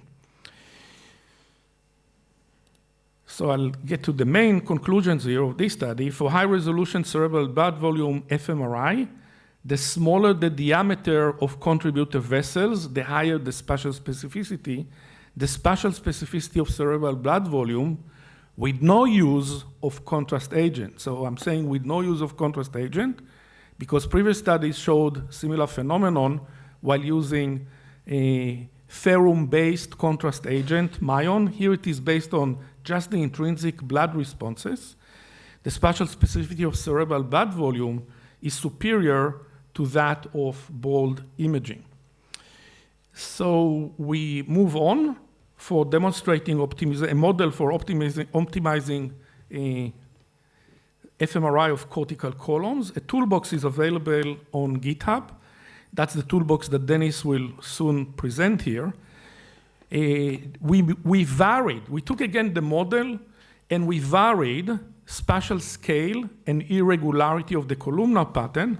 So you can see the spatial scale, the spatial frequency on the vertical axis. Irregularity changes on the horizontal axis. If you look at the second row here, the pattern to the left is very regular. The pattern to the right is very irregular. We varied the point spread function of fMRI response, the voxel size, and the signal-to-noise ratio, considering both thermal and physiological noise. And here are some findings. All measures associated with multivariate detection and decoding could be approximately calculated from a measure we termed multivariate contrast-to-noise ratio, which is a function of the contrast-to-noise ratio and the number of voxels. So the contrast-to-noise ratio and the number of voxels is a very important measure in obtaining or predicting the results of decoding and detection of cortical columns.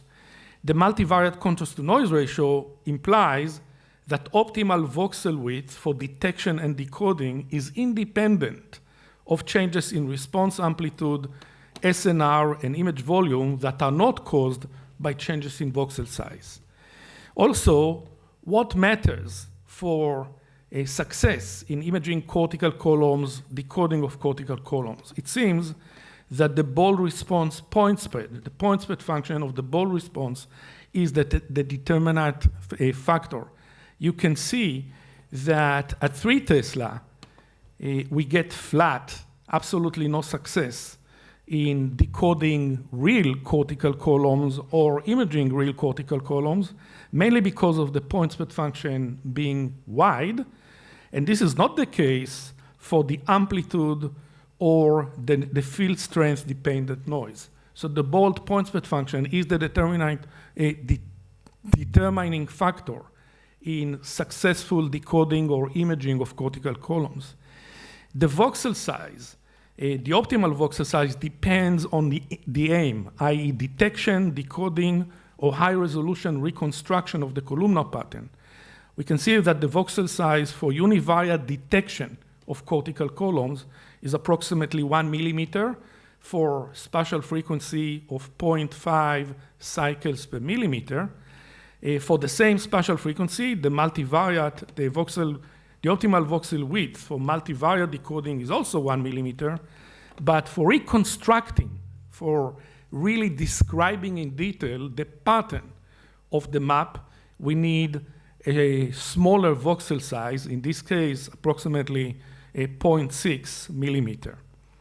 Lastly, for regular patterns, optimal voxel width for detection, decoding, and imaging, the pattern of cortical columns, are close to half the main cycle to the Nyquist sampling voxel size of the organization. For irregular patterns, optimal voxel widths were less dependent on the main cycle length and differed between univariate detection, multivariate detection, and decoding and reconstruction. So lastly, how do we know that, suppose we work on obtaining a map in an unknown area, a cortical map of columns, how do we know that we use the adequate voxel size? So here is a simulation of a cortical map, and it's very common to have a Gaussian-like frequencies of the organization. Now, an adequate voxel width will still give us, in the spectrum, a contrast-to-noise ratio, which is approximately a Gaussian, with no interruption. If our voxel is too large, we will get a cropped Gaussian. It will not go back to the baseline of the responses. It will be cropped, either here, for example, or here. So that's a good way to know whether we are using a good voxel or adequate voxel size. So I would like to thank my students, Denis Chaimov and Zeshan Yao, my collaborators, Issa Yakub, Kamilu Goebel, Sengi Kim, Mitsushiro Fukuda, and Changhon Mo. And I would like to thank you for your attention, and I would like to invite Denis Chaimov to demonstrate the toolbox for optimizing fMRI of cortical columns.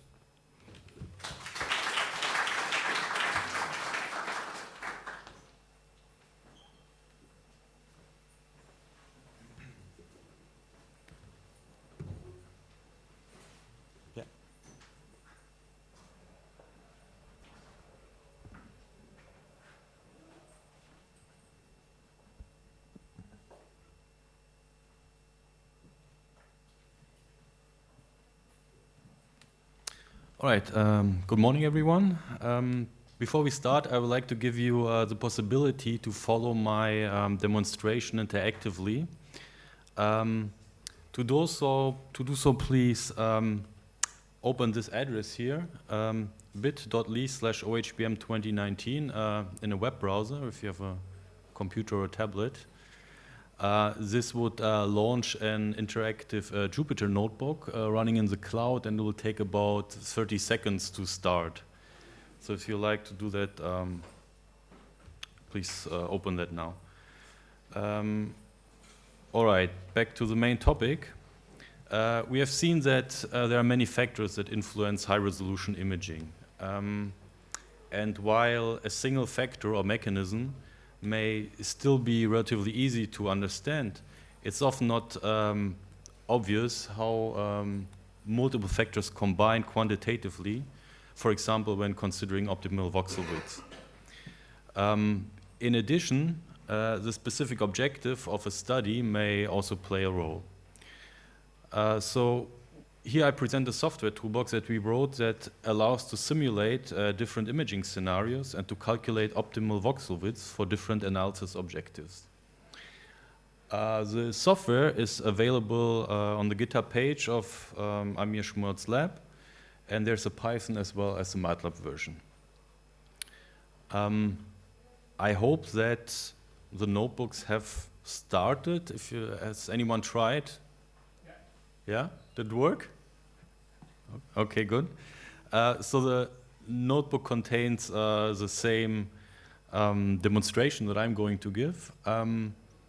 So most importantly, there are small sections or cells of Python code that you can run by yourself.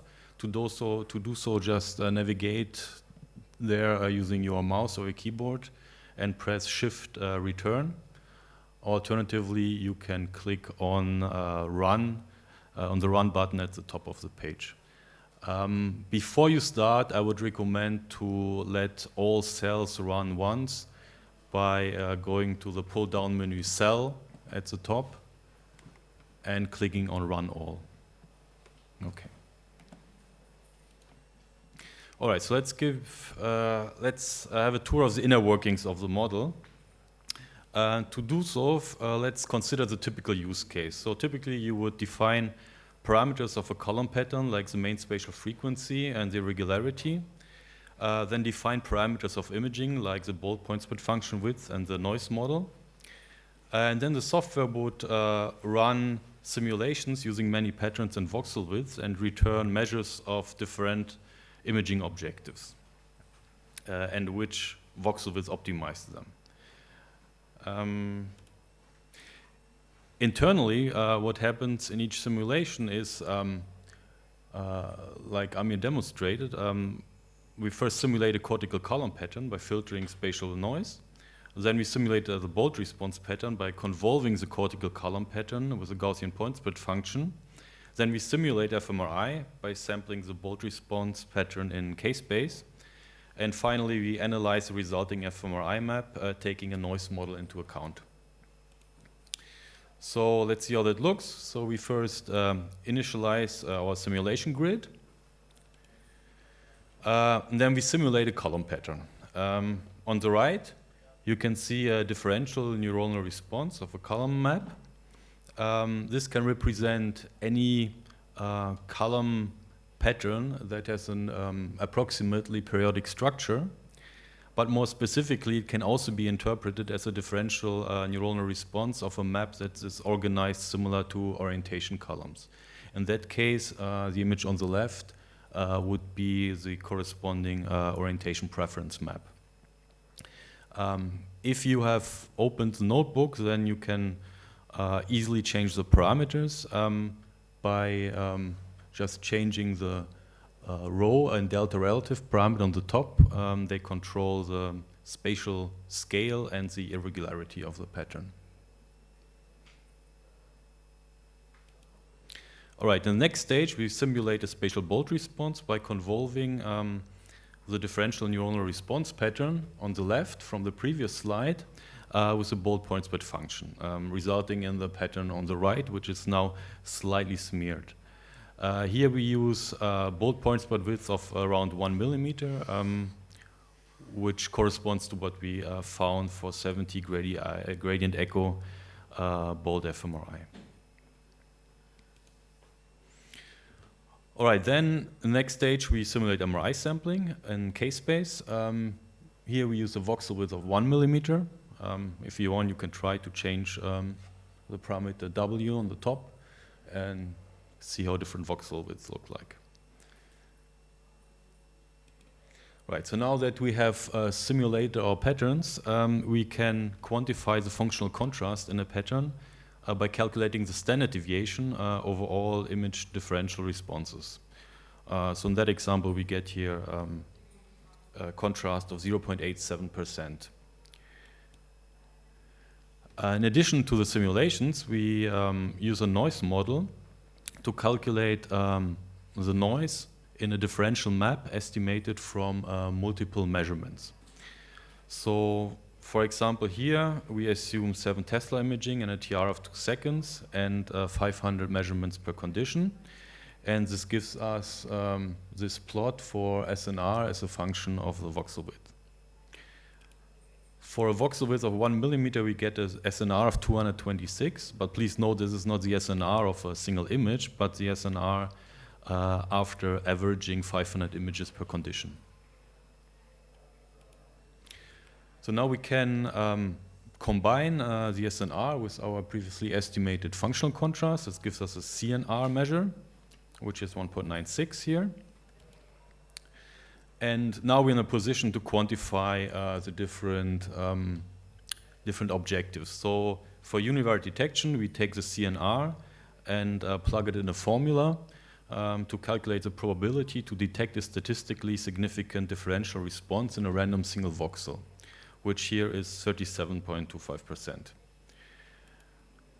For multivariate detection and decoding, we need to consider a multivariate pattern of multiple voxels. So here we assume a single slice that images a flat area of cortex. The area is here 87 square millimeters, which gives us number of voxels in the pattern. So again, we plug the CNR and the number of voxels into a formula, and we get a result of in this case, decoding accuracy between two classes of 91.4%. So the third objective was to reconstruct a column pattern. For that, we first add noise to our fMRI pattern. So on the left is the fMRI pattern without noise. On the right, we have added the noise. And then we calculate the correlation coefficient between our image pattern with noise on the right and the original differential neuronal response pattern on the left.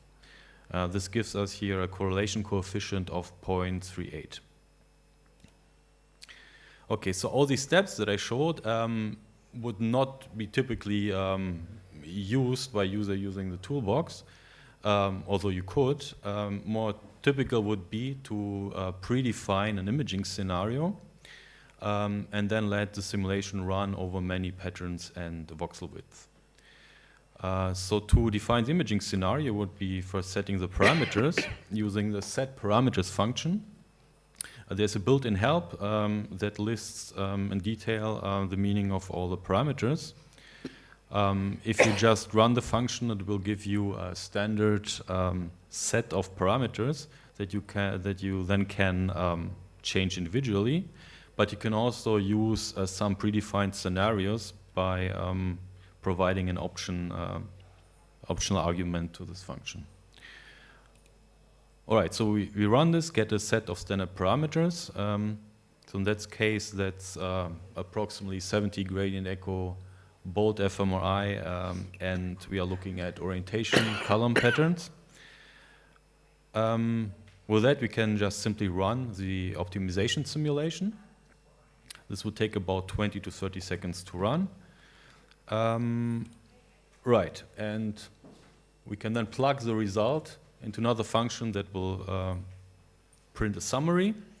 So on the left, you see all kinds of different optimized quantities like univariate detection probability, multivariate detection probability, and decoding probability and accuracy for 2 classes, 4 and 8 classes, and the pattern correlation. The third column shows the optimal voxel width for all these measures. Well, of course, we can also just display it in a plot. On the left, you have univariate detection, then we have multivariate decoding, and on the right, reconstruction of a pattern, all as a function of voxel width, and we see where each of those was optimal. This concludes my demonstration. If you want, you can go to GitHub and download the toolbox and try it for yourself. As I said, there's a MATLAB version as well as a Python version.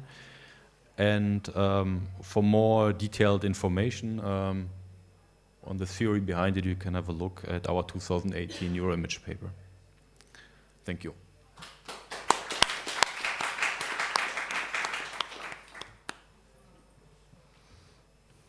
Any quick question?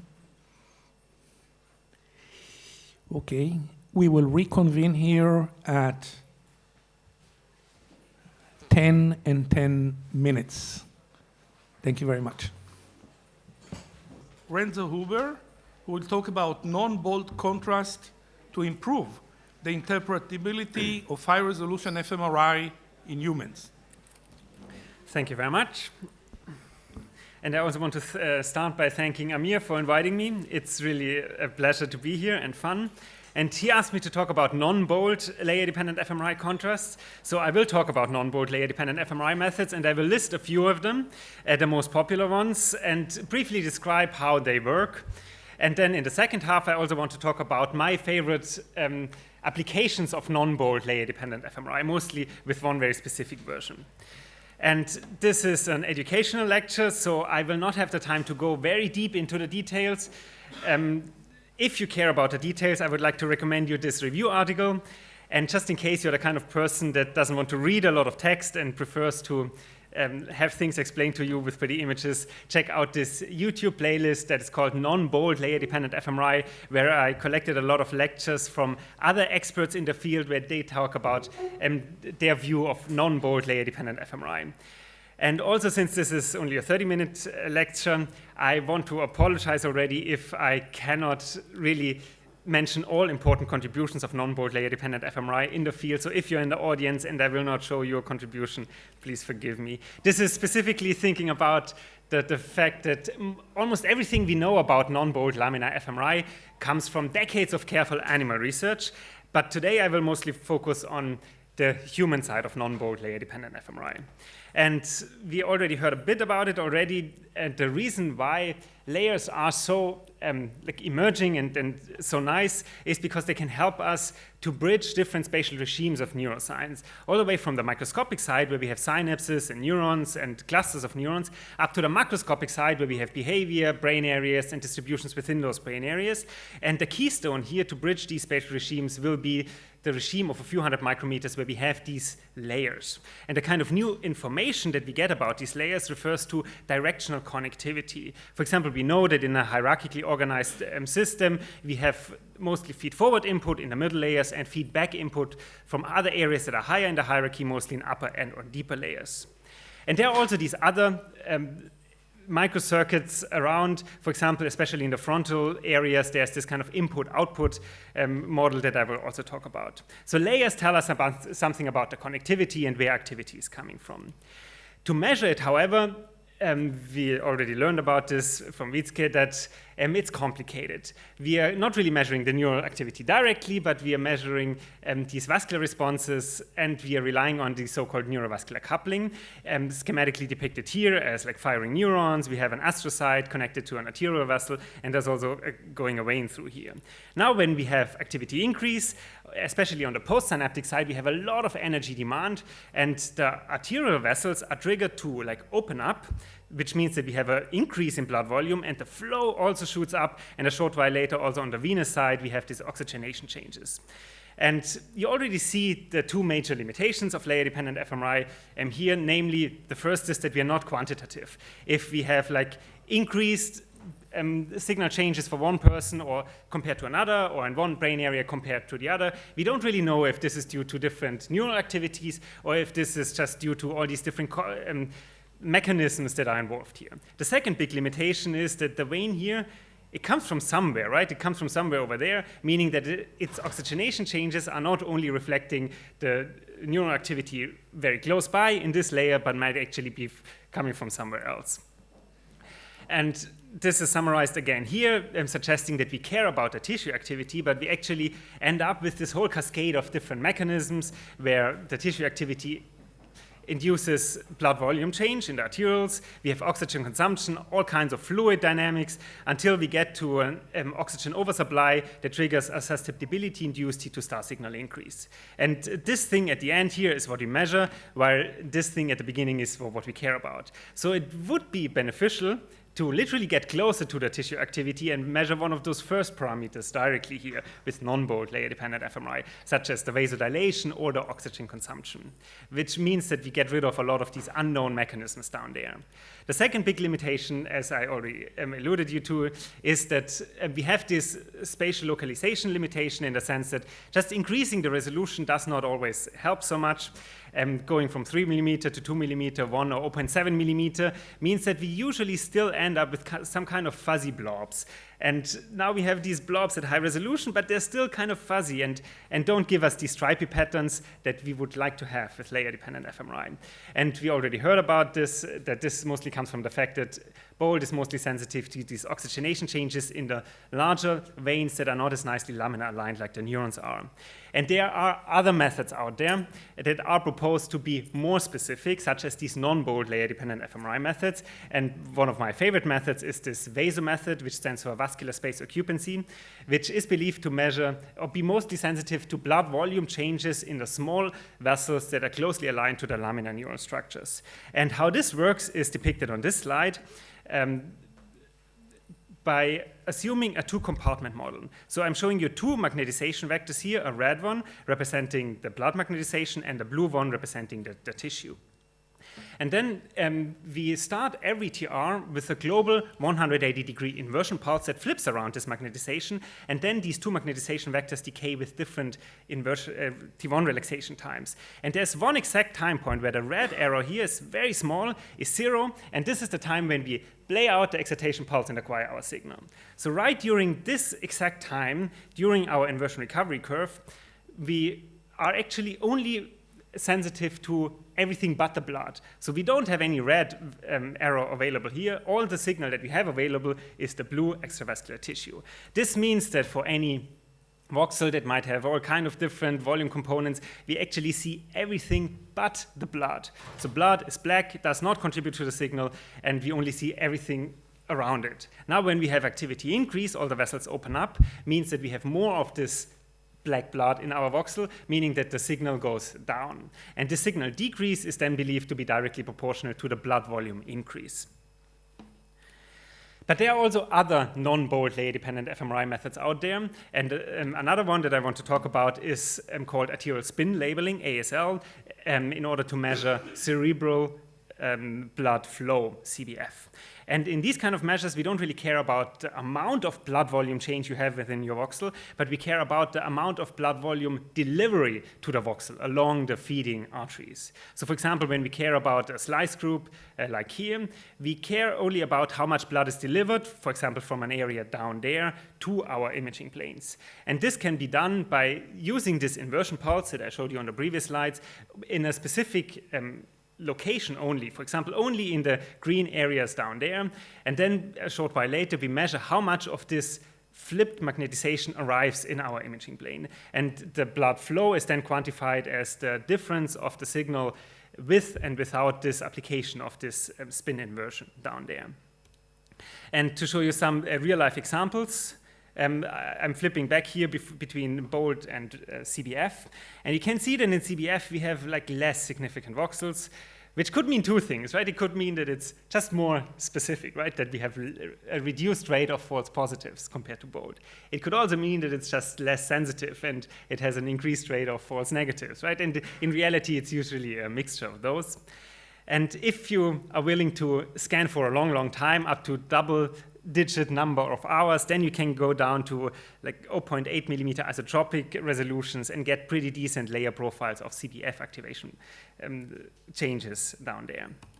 Yet another non-bold layer-dependent fMRI methodology is called calibrated bold, which is believed to give us estimates of the cerebral metabolic rate of oxygen, CMRO2, basically the amount of oxygen consumption. And it works as follows. So we know that the bold signal can be described as a function of all kinds of physiological parameters, most importantly the oxygen consumption, and also the vascular response here indicated as CBV. And we can try to tease apart these two independent physiological parameters with a series of different experiments. For example, in a first experiment, a hypercapnia calibration experiment, you give participants gas mixtures to breathe with increased concentrations of CO2, which is believed to only modulate this term here. All the vessels, they open up when they have more CO2 around without really affecting the oxygen consumption so much. And then in a second experiment, your neuroscientific experiment, you do any kind of neuroscience task, for example, a finger tapping, which does engage the neurons and also in response then engage the vasculature. And then we can try to budget what kind of signal contributions we have for these different experiments. So for example, for the gas calibration experiment, we do have vessel dilation, but no oxygen consumption. Whereas for the neuroscience tasks, we do have both. We have vessel dilation and oxygen consumption. So when you contrast those two experiments, look at the difference in this kind of equation, then we can tease apart the oxygen consumption.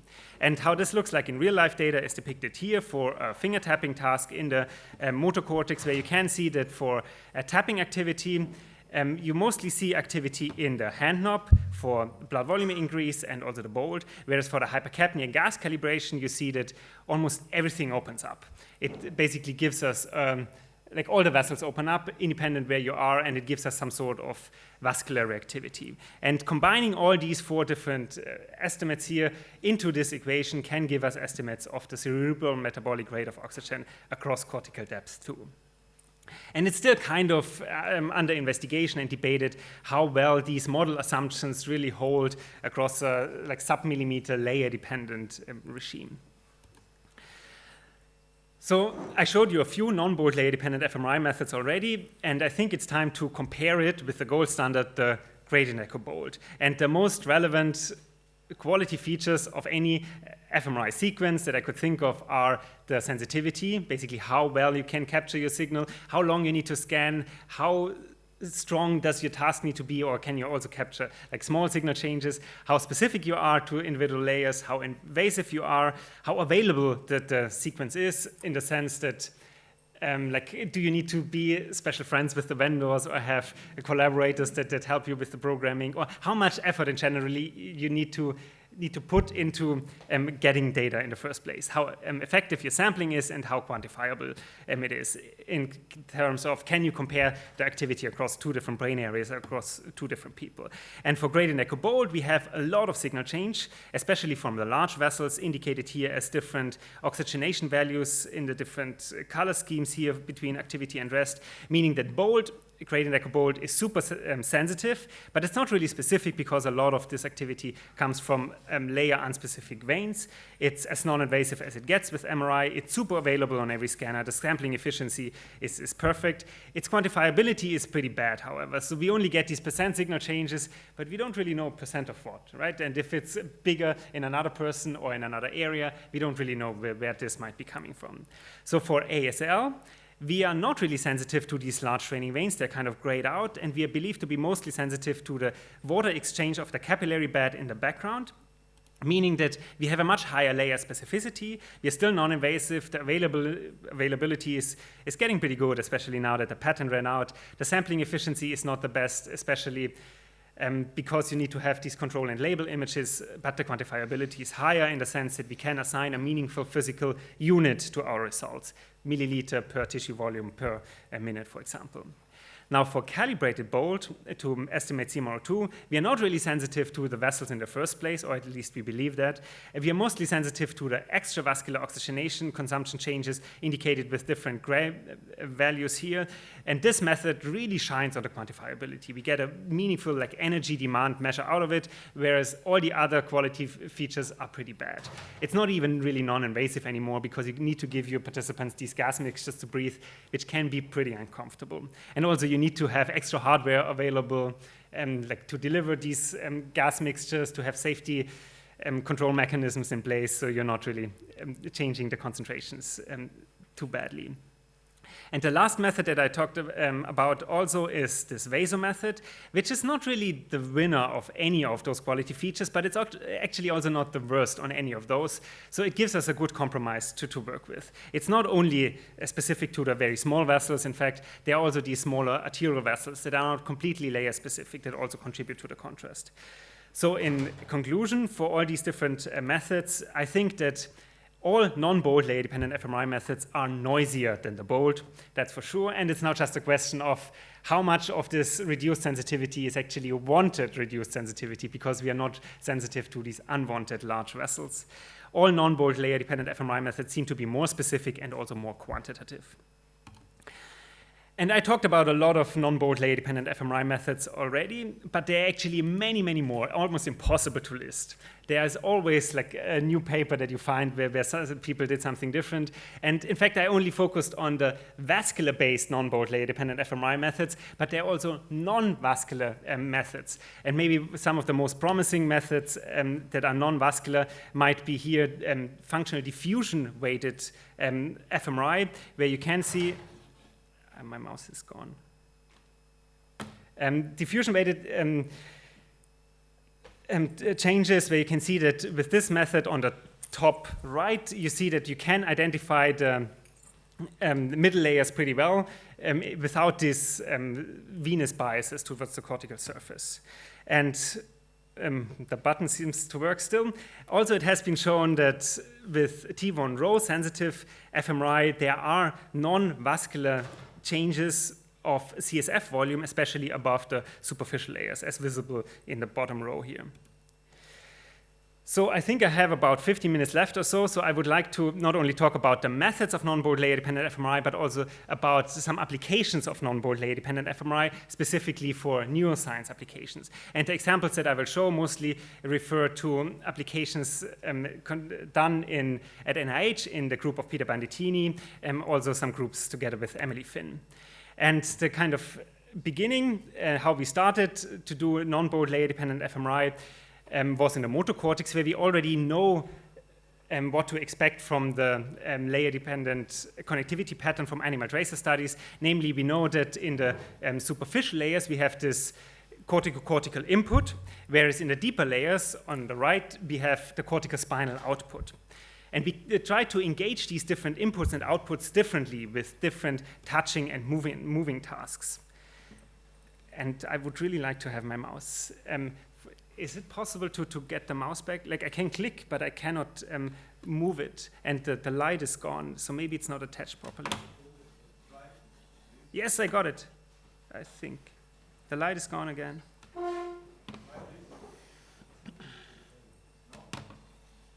No. Sorry. Ah, there we are. I can try with clicking. Sorry about that. So we try to engage these upper and deeper layers differently with different tapping and moving tasks. So for the tapping, on the bottom left, you move your muscles, meaning that we do have some cortical spinal output, which is visible with the right loop on the right side. But we also have this touch component, meaning that there's a lot of cortical input, for example, feedback from sensory cortex or the motor planning area. So we also have a superficial activity, which you can see in the left plot here within the screen highlighted areas, and also visible as the two peaks in the blue curve in the layer-dependent profiles. Now, for another task condition, for example, for the touching that is framed in black here, we ask the participants not to move their fingers, which does not result in activity of the deeper cortical spinal output layers. In fact, you see in the black framed middle activation map that the deeper layers are actually blue. It seems to be inhibited. Also visible in the black line in the bottom graph, you see there's only activity in the superficial layers, but nothing going on in the deeper layers. And this made us quite happy in the sense that we can differentially look at these different input and output circuits with different tasks. And it's not just scaled versions from each other. However, an important lesson that we learned from that is also that you cannot really do layer-dependent fMRI without knowing where you are in the columnar domain too. So for example, if I move this green highlighted area just a few millimeters away, you can see that the entire nice, interesting layer dissociation completely dies away. So we really need to know where we are in order to have good interpretation of layer-dependent signals. So we try to also develop this kind of topographical representations across layers and columns directly. Here, for example, looking at very small body part representations in the motor cortex. And to show you how this works in real-life data, I'm showing you this little animation here where I'm starting with an axial-like view of the central sulcus. On the left side would be the sensory cortex, where the scrolling algorithm now grows directly within voxel space in black for the sensory cortex and in white for the motor cortex. And having these kind of voxel surfaces directly in EPI space helps us to look at the slices and the surfaces directly in the same space, also in 3D here, where I'm now basically rotating the entire central sulcus to look at it from the back of the brain. So on the left side would be the midline of the brain, on the right side would be where the mouse is, would be the right ear, and I can project the individual fingers onto it. So red is pinky finger, ring finger, middle finger, index finger, and thumb.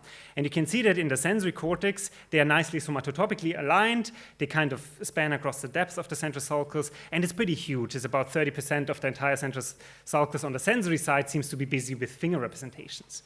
More interesting, however, is then what happens on the motor side. So when we switch this around and look at it now from the front perspective, and you see in the center this little cave, this would be the hand knob, and again I'm projecting the individual fingers onto it. Pinky finger, 2 ring fingers, 2 middle fingers, 2 index fingers in blue, and 2 thumbs in pink. And you can see that in the motor cortex, it's kind of more messed up. It's much, much smaller, and we have multiple kind of mirrored representations. And especially the right representation is as small as about like 4 millimeters, which might be better visible. I would like to advance my slides. Could you press the right key for me, please? The right key, the right arrow key. That's the one, thank you.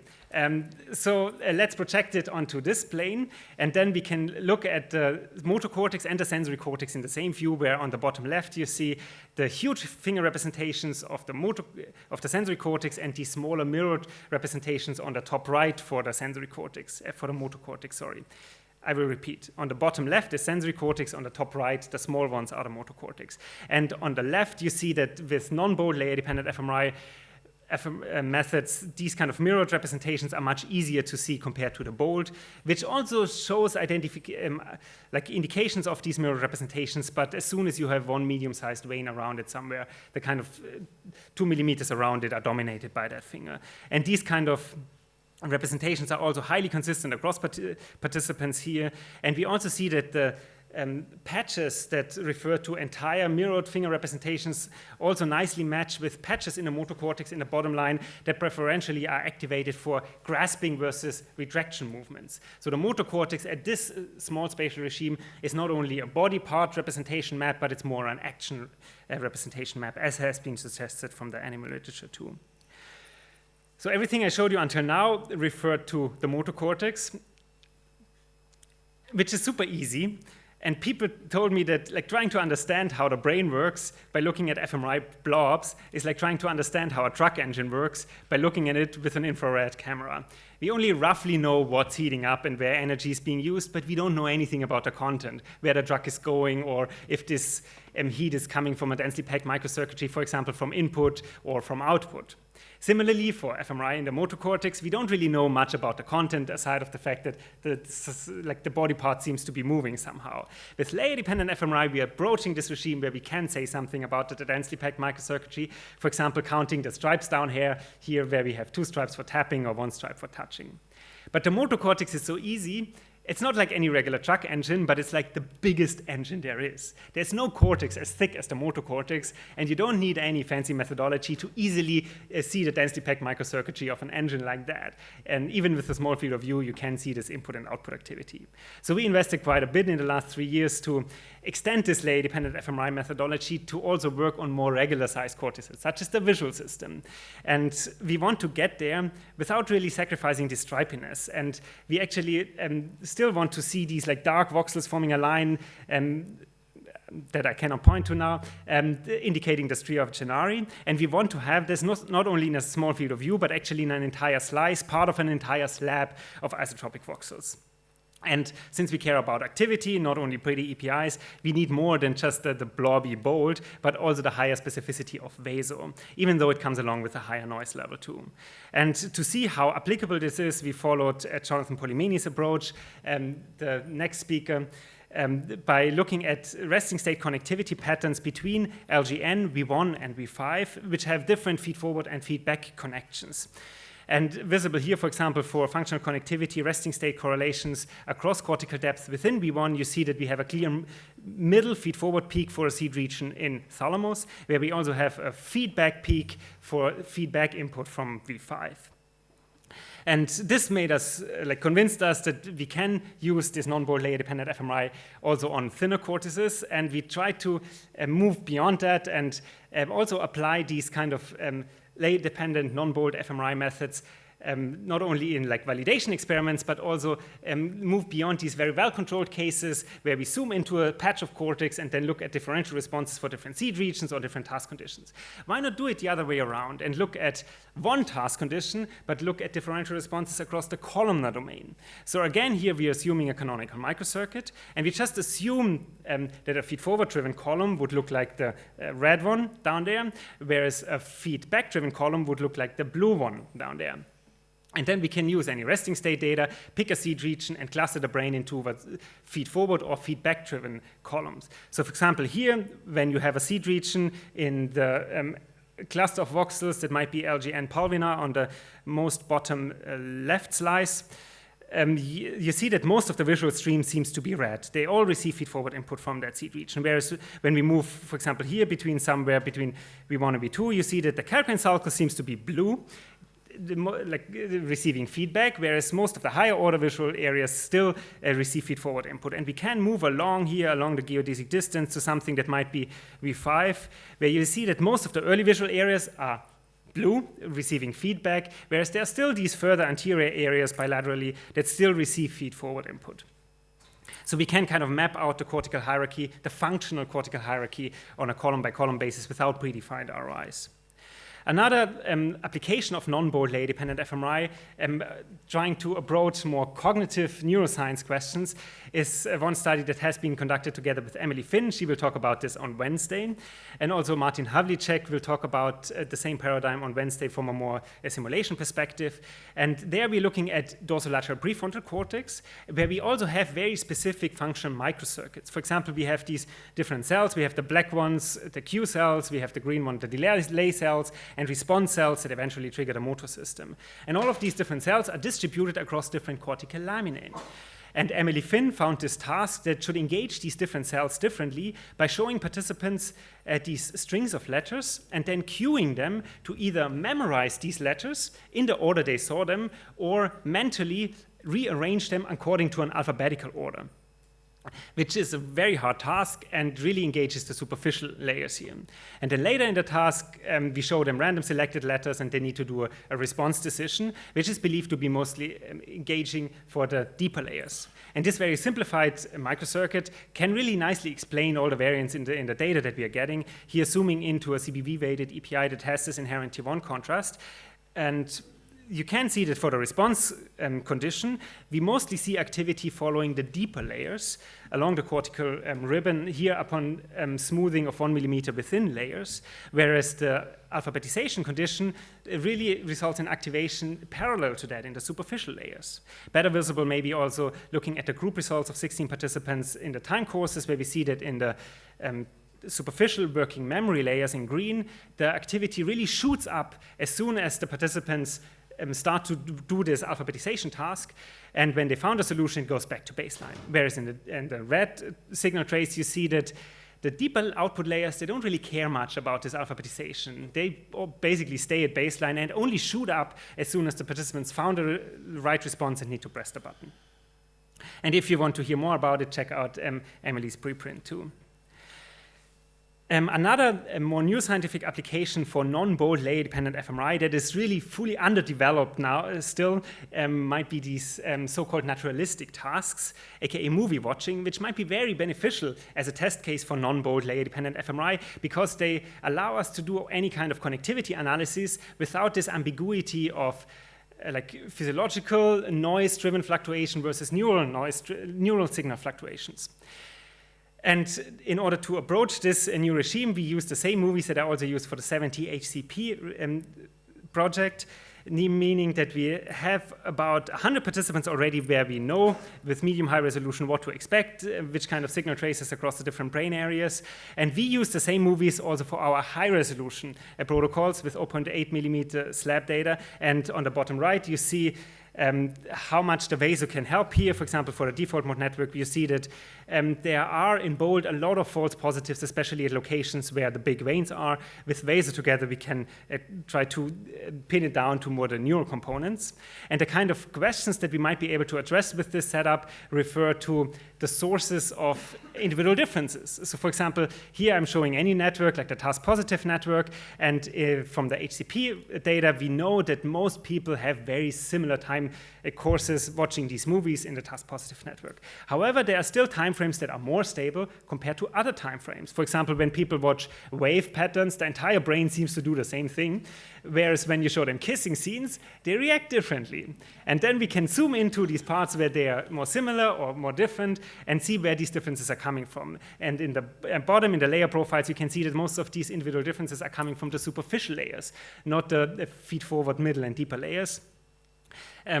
Which I think makes a lot of sense because they all watch the same movie, right? They have the same input through the eyes. The retina activity must be the same. The early visual areas extract the same low-level features. That must be the same. Only somewhere along the hierarchy, these individual differences are coming in as feedback here in the upper layers. Other questions that we might be able to address with this setup refer to kind of the hubness or directionality of already described networks, such as the default mode network, where we can use the HCP data, average them, and just extract the signal time courses of the default mode network for watching these movies. Then we use these signal traces as our regressor, as our design matrix, while people watch the same movies for our high-resolution protocols. And you can see that we can nicely extract the default mode network with that and also look at the layer-dependent responses.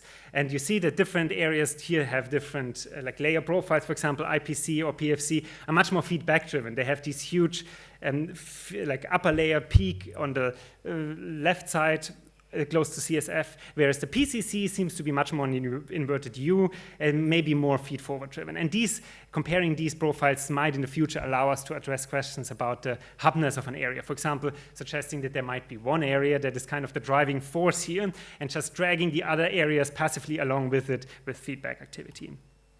And I'm not sure how I am with time. Do I have 1 more minute?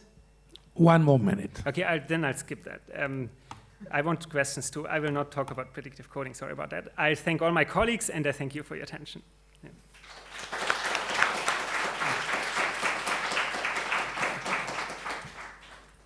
So we have time for one or two very brief questions.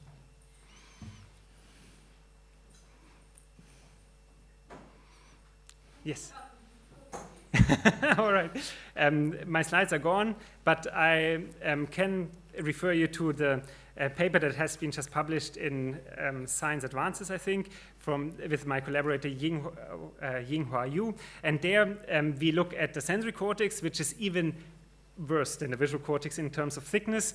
And there you expect a very similar feed-forward, feedback connectivity, namely that most of expectation of being touched is expected in the superficial layers, whereas actually being touched comes from input from thalamus, mostly in the middle layers. So in that task, we already knew to expect that, and we just tried to see if we can actually also measure it by giving participants specific sequences of being touched. So they are touched in a certain order, they learn this order, and then always need to predict which finger is going to be touched next. In some instances, we left out the touch, so there they only had the expectation there, the predictive coding or prediction error, how Yinghua calls it.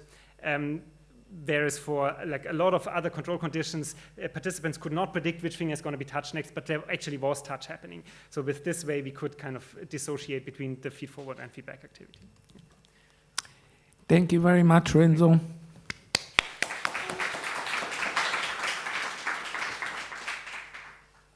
I would like to mention that we are open to receiving questions via the interactive system. Of course, you can use the old-style questions as well. Our next speaker is Jonathan Polimeni, and he will be speaking about pre-processing and analysis strategies for laminar fMRI. Great. All right, cool. Thank you for the introduction. And so while I'm waiting for my slides, I'd like to thank Amir for organizing such a great educational session today. I'm really happy to be here. Thank you again for inviting me. And so I've been asked to talk about pre-processing. There we go. I've been asked to talk about pre-processing and analysis strategies for laminar fMRI. And so why I talk on this topic? Well, as we've seen, there's been growing interest in laminar fMRI in humans. It's known from invasive animal studies that different cortical layers have distinct functional roles, and therefore, a laminar fMRI may be the key to understanding functional architecture and brain circuitry in humans. However, it's very challenging from a data analysis standpoint. We'll see that conventional pre-processing and analysis techniques really aren't appropriate for laminar fMRI. This is partly because we're really at the edge of being able to detect fMRI changes in layers with our current resolutions. Today, we can't resolve layers either functionally or anatomically with our current voxel sizes. And also, it's important that there's some major interpretational challenges when it comes to laminar fMRI. We've heard about this many times this morning. There's a lot of hemodynamic coupling and spreading across layers, and therefore it's very difficult to infer the underlying pattern of neural activity from the fMRI signals we measure across layers. And so with this brief introduction, I'd like to give an outline of this presentation. I'll start by talking about anatomical reference data for high-resolution fMRI and ask how can we delineate accurately the cortical boundaries in our fMRI data. Next, I'll talk a little bit about pre-processing for intracortical fMRI and ask how do we preserve the high spatial temporal resolution in our imaging data. Next, I'll talk about analyzing fMRI data across both cortical depths and cortical layers. These are kind of related concepts but different, and I'll define them both in a few minutes. And there I'll ask how do we localize activation to individual layers with our current voxel sizes. And finally, I think this talk wouldn't be complete without a little bit of a discussion of the cortical depth dependence of the hemodynamic response. There I'll ask how non-uniform is the hemodynamic response across layers. So first, I think I need to say a few words about the anatomical reference data, because again, in laminar fMRI, we can't resolve or we can't detect individual layers. We need to estimate the layers from the cortical boundaries, and therefore it's really important to get accurate segmentations of the cortical gray matter. And so obviously we've been moving to smaller voxel sizes, as we heard this morning, both in terms of our functional and anatomical data. We wanted to revisit the assumption that a 1 millimeter isotropic, say, MP range acquisition was sufficient for accurately delineating the cortical boundaries in our human data. So we sat down with Bruce Fischel and the FreeServer team to make new modifications to FreeServer to allow ReconAll to be run directly on sub-millimeter data. So here are some examples of this new Recon stream on some 750 micron isotropic MPRH data acquired at 7 Tesla. So with this higher resolution, we wanted to ask whether or not there'd be any advantages to going to higher resolution in terms of the placement of the surfaces. So here we looked across 40 subjects acquired at 7 Tesla. We compared surfaces reconstructed from 750 micron isotropic data with surfaces reconstructed from our standard 1 millimeter data. What we saw based on inspection is that the surfaces reconstructed from the higher resolution data indeed were more accurate in terms of their placement. We also saw pretty consistently across subjects that in the surfaces reconstructed from the high-resolution data, the cortex was mostly thinner in most of the cortical regions. However, there are a couple of regions in which we found that the cortical thickness estimates were thicker, including in areas like V1, S1, M1, this is also, V1, S1, and A1, this is also seen by Matt Glasser. These regions are more heavily myelinated, also very thin. So we're seeing that there are many advantages to using higher resolution data. We see that those advantages do vary across different regions. However, overall, we are seeing that we do see more accuracy in the surface reconstructions with these high resolution data with this new processing stream. So next, the question is, as we go to higher resolutions, of course, we're going to be sacrificing SNR. And in some cases, this push to higher resolution can be counterproductive. So just to demonstrate this, here's some 600 micron data acquired at 3 Tesla. We ran this through our new free surfer recon stream. The surfaces looked okay, but there are a few places where we really weren't happy with the accuracy. And at first, we weren't sure if this was due to the higher resolution of the data or due to the low SNR in these high resolution data. So to address this, we averaged together 6 of these 600 micron acquisitions to bring up the SNR, and there we were much more happy with the accuracy of the surface placement. So what this tells us is that, it seems that the errors we were seeing before are really due to lower SNR in these high resolution data. And so the point is, as many of you go to higher resolution anatomical acquisitions to get higher accuracy, it's really important to be mindful of losses of SNR. In some cases, it may be more advantageous to go into a larger voxel size in order to get sufficient SNR to get high surface reconstruction accuracy. So as we heard this morning, there's been a lot of advances towards improving the quality of our API data, mostly for fMRI. And so we're asking, is it possible that API has sufficient quality to be used for anatomical imaging as well?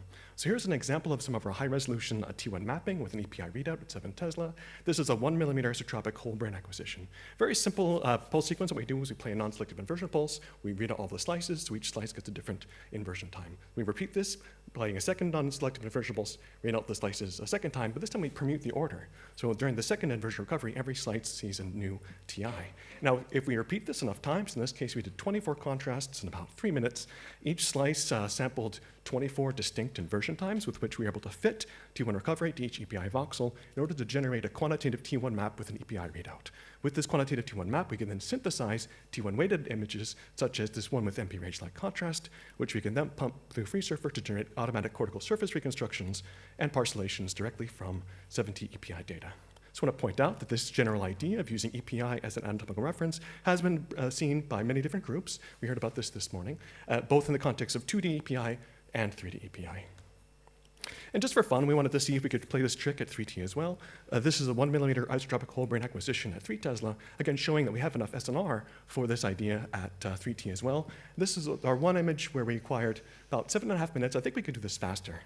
And so the question is now, why bother with this? Why bother generating surfaces directly from EPI data? Now, I wouldn't advocate using this for morphometric analyses. We know that the cortical thickness will be affected by distortions in the EPI data, but that's kind of the point. The idea here is that now that we have enough quality in the EPI data, we can generate anatomical reference data using the exact same EPI readout that we use for our functional data, so that the anatomical reference and the functional data are exactly distortion matched. This gets around, I think, one of the biggest problems with fMRI analysis is to get accurate alignment of the functional data to the anatomical reference. This becomes more and more important as we push to higher resolutions in order to achieve sub-millimeter accuracy. So I think this idea of generating cortical surface reconstructions from anatomical reference data that's exactly distortion matched to the fMRI data, I think is a good strategy. And now, so as David mentioned this morning, if we do want to remove the distortion from the EPI data directly, we need to estimate a B0 map, which as many of you know is very challenging to do. Also, most of the distortion in EPI is along the low bandwidth direction, which as you know is the phase encoding direction. But as we go to thinner and thinner slices and smaller voxel sizes, we're starting to see that the bandwidth in the slice select direction is also starting to become somewhat low. So we are seeing distortions along the slice select direction as well. So just to demonstrate this, we implemented a pulse sequence very similar to a sequence that many of you have used, which you reverse the polarity of the phase encoding readout. Here we've alternated the slice select gradient polarity just to see how much distortion there is along the slice select direction. So if we compare the images from a positive readout to a negative readout, positive, negative, you can see how much displacement there are of the voxels in the slice select direction. So what this means is that there is appreciable distortion in this direction. If you do try to estimate a B0 map to correct for the distortions in the EPI data, it's important to take these distortions into account, as well as the distortions along the phase encoding direction. But again, if we acquire an anatomical reference data that's exactly distortion matched to the fMRI, these distortions are not something that we need to be concerned with. So another idea is that, of course, if we have our B0 map, we can try to perform EPI and warping in order to remove the distortions from the functional data so that they align to the anatomical data. But of course, EPI and warping causes resolution losses due to interpolation. So here's a map showing the resolution losses intrinsic to the unwarping process. This is EPI data distortion corrected with standard field map-based correction.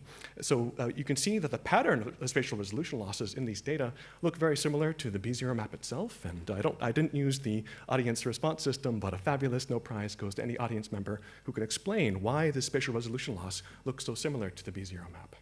So again, unwarping the image requires interpolation, which causes resolution losses. They're also going to be a function of the voxel size. Again, voxel shifting on the image grid requires resampling and therefore blurs the data. So this is something we need to be mindful of if we want to perform distortion correction on the EPI data. Again, if we acquire anatomical reference data that's exactly distortion matched to the fMRI, this is not a concern. And with that, I'd like to move on to talk a little bit about pre-processing for intercortical fMRI. I know there's many different sources of resolution loss that could affect the ultimate resolution in our data.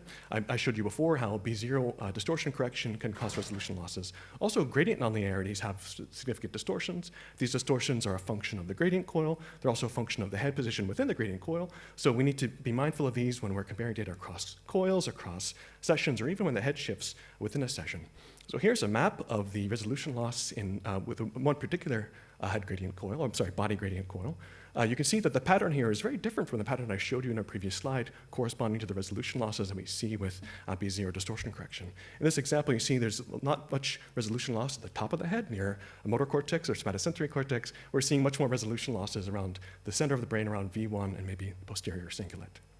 So any form of interpolation is going to cause resolution losses with different spatial patterns. Here's a resolution loss attributed to a motion correction with simple head nodding by 2 degrees. We see for a distinct pattern of resolution loss. A head shaking by 2 degrees gives a different pattern of resolution losses. The point here, again, is that the interpolation causes resolution losses that are spatially varying.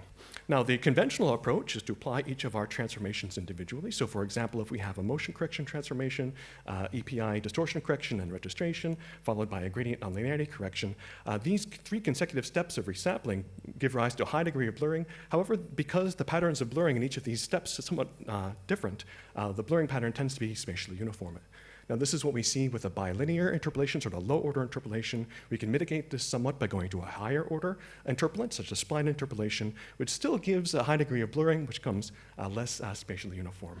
So I think a better approach that's been advocated in the Human Connectome project in a paper by Matt Glasser that I was involved with a few years back kind of advocates composing the transformations in order to minimize the number of interpolation steps applied to the data.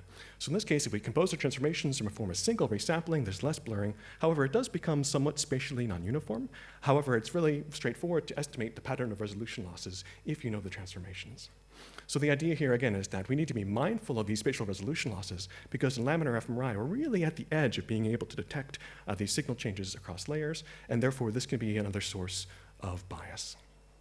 So that's all I want to say about pre-processing. Next, analyzing fMRI data across cortical depths and cortical layers. So the very first step in laminar fMRI analysis is to simply sample the fMRI signals across cortical depths. And so therefore, we need to be mindful of the different levels of intercortical vascular anatomy in the cortex. Here are the vessels shown in the cast of macaque V1.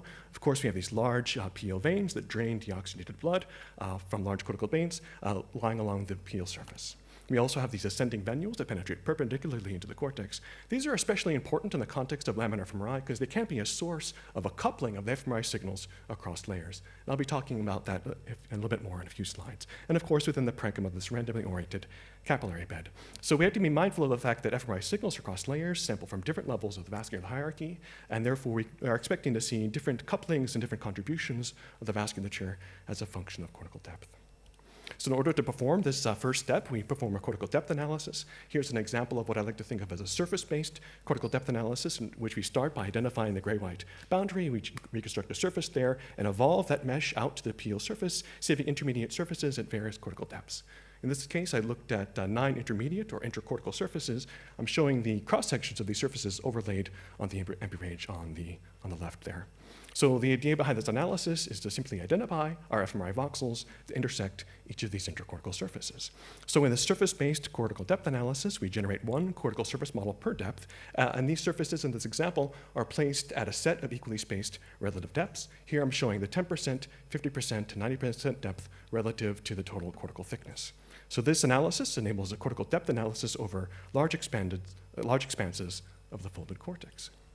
So just to demonstrate, this analysis technique, we wanted to look at the cortical depth dependence of spatial accuracy, in this case in gradient echo bold. So here we designed a visual stimulus that would give us a resolution pattern, a known pattern of neural activation in the primary visual cortex in the shape of this letter M, just for fun. We sampled it across depths, and here are the activation maps that we could see with this cortical depth dependent analysis. So we saw that the spatial pattern of the activation of the letter M was pretty good as we sampled near to the white matter, which is away from those large peel vessels. But as we progressively sampled closer and closer to the peel surface, we saw that the spatial fidelity of this pattern broke down systematically, but I think in an interesting way. Here's a fun artifact here. It looks like there might be a peel vessel that's cutting off the top corner of this M. So as Amir had said, I think the point spread function is a very useful tool to summarize the resolution and an acquisition, but as he also said, in a given spot, the resolution doesn't seem to be well characterized by a zero-main point spread function. That's partly because our voxels are becoming so small, they're really sensitive to the local details of the vascular anatomy. So we can also use this approach to look how signal changes vary across cortical depths. We saw that in this study that the percent signal change near the white matter was about 1.5, whereas the percent signal changes that we measured near to the peel surface, which again are reflecting deoxygenation changes throughout the entire cortex, were about twice that, about 3%. So we see the steady increase in the sensitivity of the signal as we sample closer to the peel surface. We also looked at the spatial variability of the percent signal change, and we saw was that near to the white matter, we saw pretty much the same kind of low, small percent signal changes everywhere. But when we sampled near to the peel surface, we saw both big percent signal changes and small percent signal changes, which we think are reflecting the spatial heterogeneity of vessel sizes on the surface. At the peel surface, we have both big vessels and small vessels. So you have capillaries at the peel surface, and these big vessels are somewhat sparse. So we think that this broad distribution of vessel sizes may be the cause of the spatial variability that I'm showing here on the curve, the red curve on the right. So what this is telling us is that these bold cortical depth profiles vary a lot over space. They vary very different from one location to the next, and the variability is most pronounced when sampling near to the peel surface, for gradient echo bold at least. These also show us that the profiles reflect different vascular contributions to the bold signal across cortical depths. So one issue that we need to be mindful of when using cortical surface-based depth analysis is the irregularity of the surface meshes. Both the vertex density varies both with the depth and curvature. So as I mentioned, we tend to start with a surface from the white matter. We generate a cortical surface reconstruction, propagate that mesh out to the peel surface. This propagation can lend itself to seeing a bunching of the vertices. And this is shown recently in a nice paper by Kendrick Kay, in which he showed that with the free surfer method, there can be a bunching, a higher density of vertices, for example, in sulci at the peel surface. Now this bunching can cause, when the fMRI data are projected onto the meshes, can be the cause of sampling biases. So there's a couple of ways in which we can correct for this. We can perform a vertex density correction. We can also use a more computationally intensive technique, which is really severely upsample the surfaces. But there's another approach. This is recent work from Valentin Kemper, in which he also looked at the regularity of the distances between neighboring vertices on the surface, and how they can vary across the folds. So the solution proposed and implemented in FreeSurfer is to replace this triangular mesh with a lattice or grid, or what I'd like to call a square quadrilateral mesh, where the density is uniform. So I think we'll be hearing more about that in the next presentation. So while these surface-based cortical depth analyses are really useful for visualizing the columnar patterns across the cortex and also across depths, there are some problems when we use these techniques for generating cortical laminar profiles. So the idea here is that if we consider our voxel grid superimposed on top of the folded cortex, we can see that any given voxel might be projected onto multiple surfaces, and this can be the cause of spreading of the signal across depths. So we can simply do away with these intercortical surfaces, calculate each voxel centroid in 3D, and then calculate the distance of that voxel centroid to the boundary surfaces of the cortex in order to assign to each voxel a cortical depth. So here's the differences that we see between so-called surface-based cortical depth profiling versus the proposed voxel-based cortical depth profiling. This is a fun example in which we're looking at physiological noise across depths. So in this plot here, just draw your attention to the blue curve. This corresponds to the percentage of variance explained in resting state bold with the retro-I-core regressor, which contains contributions from both cardiac and respiratory noise. We can see that the amount of physiological noise just very slowly increases in the surface-based cortical depth profile, very slowly increases as we sample closer and closer to the peel surface. However, if we consider the same data using a voxel-based cortical depth profile, we can see that the curve becomes much more L-shaped because there's less smearing along the depth dimension. We can better see that there's a transition between regions in which the voxels are sort of more dominated by noise from the white matter versus voxels being more dominated by noise from the CSF. So the idea here is that while there are some advantages to the surface-based cortical depth analysis, surface-based cortical depth profiling can smear activation across depths, and therefore to preserve resolution, I think it makes a lot of sense to use this voxel-based depth assignment. Now, we're doing something kind of strange in laminar fMRI. Many of you may be thinking that we're looking at these cortical depth profiles across cortex that's 2 to 3 millimeters thick. And typically, our voxels are about 1 millimeter in size or maybe barely sub-millimeter. So how do we do this? We do this by generating depth profiles by pooling voxels across an ROI. So this is nicely demonstrated by Peter Koopmans. So what Peter did was he looked at some profiles across cortical depths, in this case, just in an example MP range. So first, he looked at the intensities across this green contour in the MP range, and he sampled it to, I'm not sure how many, like 100 different depths. And what he saw was that if he looked at the intensities across this profile that was oriented parallel to the voxel grid, he saw that there's about 6 or 7 unique intensities. Okay, and then he considered the profile along this, this red contour shown on the bottom there, and he also sampled the MP range across the depths, and he saw that, again, there's about, in this case where the profile was oblique to the voxel grid, he saw that there's about 6 or 7 or maybe 8 unique intensities. But you can see that the transitions between these unique intensities occur at different cortical depths across these two profiles. So you can see where this is going. If he pools across many, many different profiles, in this case he averaged the profiles across 25 different locations, you can see that this gives a much sort of better approximation to the smooth intensity variation across the cortex.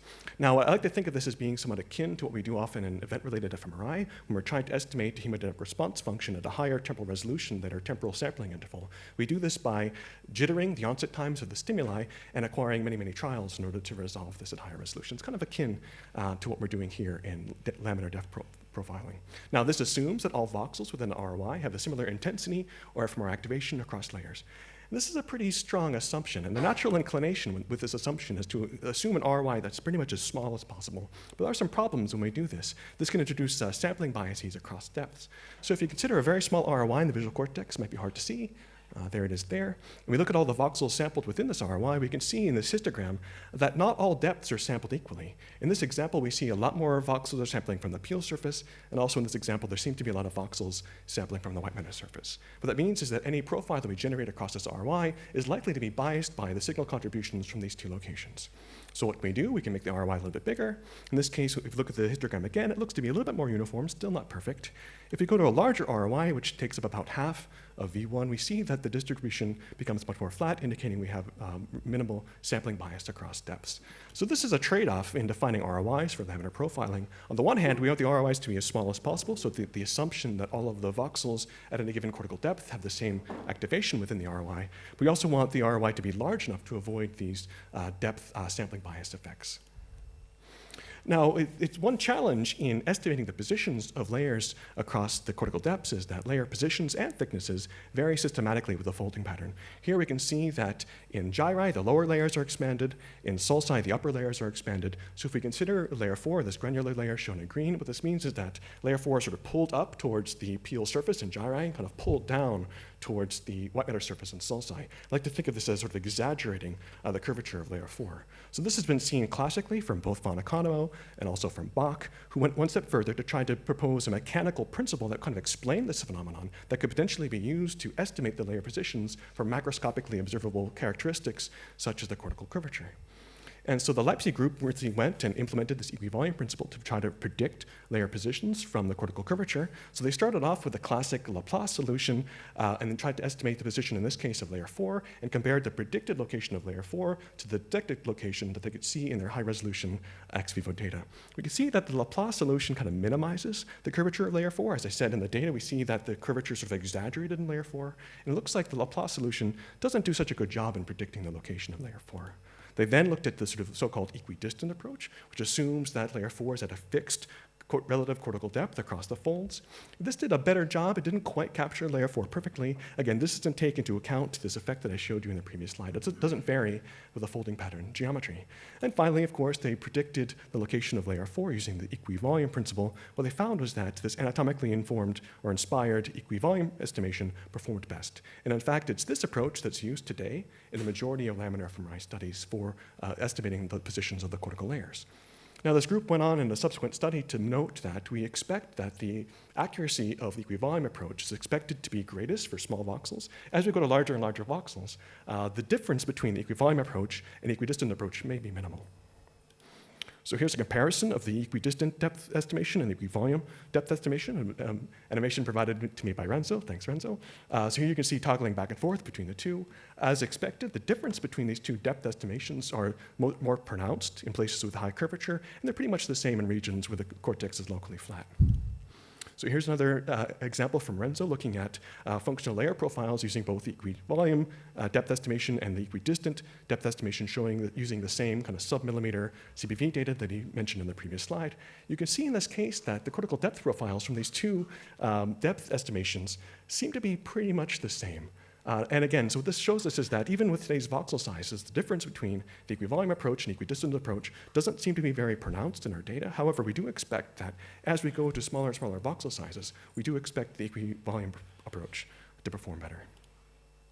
There's other issues, complications in terms of estimating the positions of the layers. We know that there can be discontinuities in layers between adjacent cortical areas. The layer positions really jump around a lot across the cortex. You can see even between V1 and V2, we can see in the cell density and the myelin. So the mapping between cortical depth and cortical layer can vary a lot between neighboring cortical areas. So if you're performing a cortical laminar analysis in one cortical region, this might not be so important. But when you're trying to compare activation across multiple cortical areas, this is an important effect to take into account. Here's another example of this, showing varying thickness of the cortical layers across areas. Here I've picked a couple of primary sensory and motor regions. Of course, we know there's a lot of differences across the cortex. For example, there's no layer 4 and M1. We see that the layers really shift around quite a lot across regions, even between adjacent regions such as V1 and V2. Note also here that the thickest layers are around 500 microns. So what that means is that in order to comfortably resolve activation within an individual layer, we would need a voxel size of about 200 microns or so. So what this means is that in laminar fMRI, we very rarely, if ever, resolve the layers. So if I normalize these by the total cortical thickness, again, we can see how much the kind of relative contribution of individual layers varies across the brain. We can see how huge layer 4 is, relatively speaking, in V1 compared to even V2. So this can also be a cause of sampling bias in fMRI. We're going to get a lot more signal from layer 4 when we're looking in V1, and therefore we need to take this into account in our analysis. So another approach to kind of estimate the positions of layers is a nice approach proposed by Peter Koopmans, in which he sort of aligned the cortical profiles directly to the anatomical data. So if he looked at the original profiles in the baseline fMRI data, he saw that there was no distinct characteristics across depth. He also saw there's a lot of variability of the cortical profiles across the ROI. So what he did was he sort of slid the profiles around a little bit and adjusted the cortical depths in order to make the profiles more consistent across the ROI. And in this case, he saw this nice little decrease in the baseline fMRI signal around the location of the striae of Gennari. And this allowed them to see this increased activation within layer 4 in response to visual stimuli. So I really like this approach. It adapts the layer positioning to a detectable laminar feature. It doesn't require an estimation or prediction of the layer positions. Now we need to be careful to not apply this approach directly to the fMRI data itself. This would be a little bit circular. But I really like the idea of aligning the depth profiles to some sort of detectable anatomical feature within the data. So we can also perform what we called anatomically informed smoothing. With this framework of small isotropic voxels and a family of intercortical surfaces, we can sort of embrace the full three-dimensional structure of the cortex. We don't have to approximate it as a 2D sheet, and we can perform kind of an anatomically restricted smoothing. And of course, we can position these intercortical surfaces however you like based on the equidistant or equivolume estimation. So for example, we can perform smoothing within cortical layers if we assume that the activation is constant within the cortical layers. We can also smooth across cortical columns if we have a prior that the activation will be columnar. We can also perform more general, what we call intercortical smoothing, again, with this 3D smoothing kernel that tracks the folds of the cortex, or what we call a restricted kernel, which sort of avoids contamination from the white matter and noise contamination from the CSF. I just want to point out that this tool is now a part of FreeSurfer, so I encourage you to give it a try. So here are some examples of performing this intercortical or interlaminar smoothing. Again, they're very strong prior on the data in order to smooth within cortical depths. Again, data from Renzo. Here we can see in the original activation, you can kind of see that there's like 2 peaks in the fMRI data across the cortical depths. This becomes much more salient after he performed this kind of laminar specific smoothing. And here's another example again where you can really see that the laminar specific smoothing really kind of pulls out this feature in the data. But I like this image because it brings up a very important point, and that is when we're smoothing, we're kind of imposing a prior on the data. It's really important to make sure that if you ever do smooth, to look at the data both before and after smoothing to make sure that the smoothing doesn't introduce any features into the data, and that it's really just a way to visualize a pattern that you can see in the raw data. Okay, so last I'd like to talk about cortical depth dependence of the hemodynamic response function. And as I've said, in order to interpret the fMRI signals, we need to take into account how the vasculature and the hemodynamics vary across the cortical depths. It's been shown that the bold response amplitude and shape vary systematically across cortical depths. This is because of the spatial gradient of microvascular dilation delays. So this is nice work from Anna DeVore's group looking at mouse cortex. You can see in this red ROI corresponding to the red trace shown on the right, the bold response is a little bit larger. Also note that it's got a very pronounced post-stimulus undershoot, and it also appears to have a little bit of initial dip in this red contour. If you compare that to the black contour, which samples from the parenchyma, there we see basically no post-stimulus undershoot, no dip, smaller response. So both the amplitudes and shape vary systematically. What this means is that any fMRI analysis using the same sort of canonical hemodynamic response function across all depths will also likely introduce the detection bias. You're more likely to see activation in the layer that has the hemodynamic response that matches your model.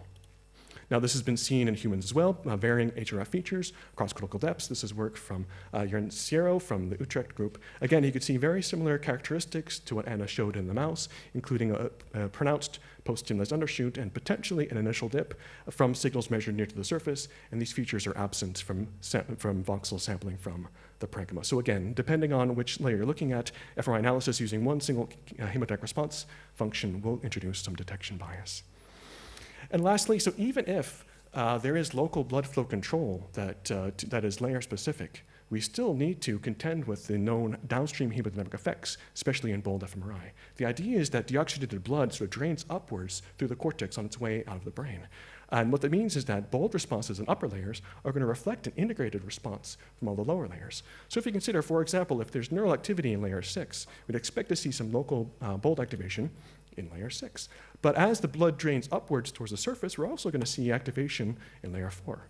This becomes even more complicated if we have activation also in the top of layer 4, neuronal activation. We're going to see some accumulation of the bold effects in layers 2, 3. So what you can see is that not only is there an accumulation of the bold signal across cortical depths, but it's going to be really hard to infer which cortical layers there's the neural activation just by looking at the pattern of bold signal across depths. So the Donders group, David, tried to model these so-called laminar spread functions in order to account for where we'd expect to see bold signal if there's neural activation in any given layer. You can see that these modeled laminar spread functions are highly asymmetric, which accounts for this accumulation of the bold signal. Now note that here I'm really considering these downstream hemodynamic effects as they pertain to bold fMRI. But because of the interconnected intracortical vasculature, we'd expect to see similar couplings, maybe more complex couplings of activation in non-bold fMRI signals as well. Okay, so just to give some conclusions and final thoughts, I've shown you how new preprocessing approaches can avoid inadvertent spatial smoothing and respect intercortical anatomy. I've shown you there's a lot of complexities in the mapping between cortical depth and cortical layer that needs to be taken into account in these analyses because layer positions shift across the folding pattern and even dramatically across cortical areas, even adjacent cortical areas. I've shown you how the hemodynamic response varies across cortical depth, which is another source of detection bias, and is coupled asymmetrically between the layers. I think that I will say that I think there's more need for tools for this analysis that are integrated into common software packages. I think many people who do laminar fMRI kind of have a lot of home-written tools that they use for themselves. I think that we need to have more sharing of these tools and some standardization. And so final thought, and that is, in principle, laminar fMRI is easy, right? All we have to do is sample the signal across depths and see what we find. But I think that the challenges in laminar fMRI is the interpretation. The differences in the vascular responses across layers, plus this coupling that I mentioned, makes the interpretation really challenging. It's really hard to infer the underlying pattern of neural activity from these laminar fMRI signals. But I do think that if we can address these challenges, I think that laminar fMRI has a lot of potential for giving us sort of new insights, new fundamental insights into human brain circuitry and function. With that, I'd just like to thank a few people for contributing materials, especially Anna, Olivia, Villa, Shaheen, Natalia. Of course, thanks Renzo for the cool animations. Thank our funding sources for support, and thank you all for your attention.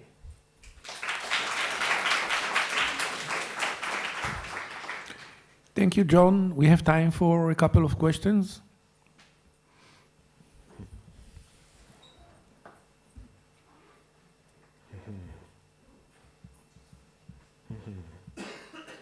Yes. Yep.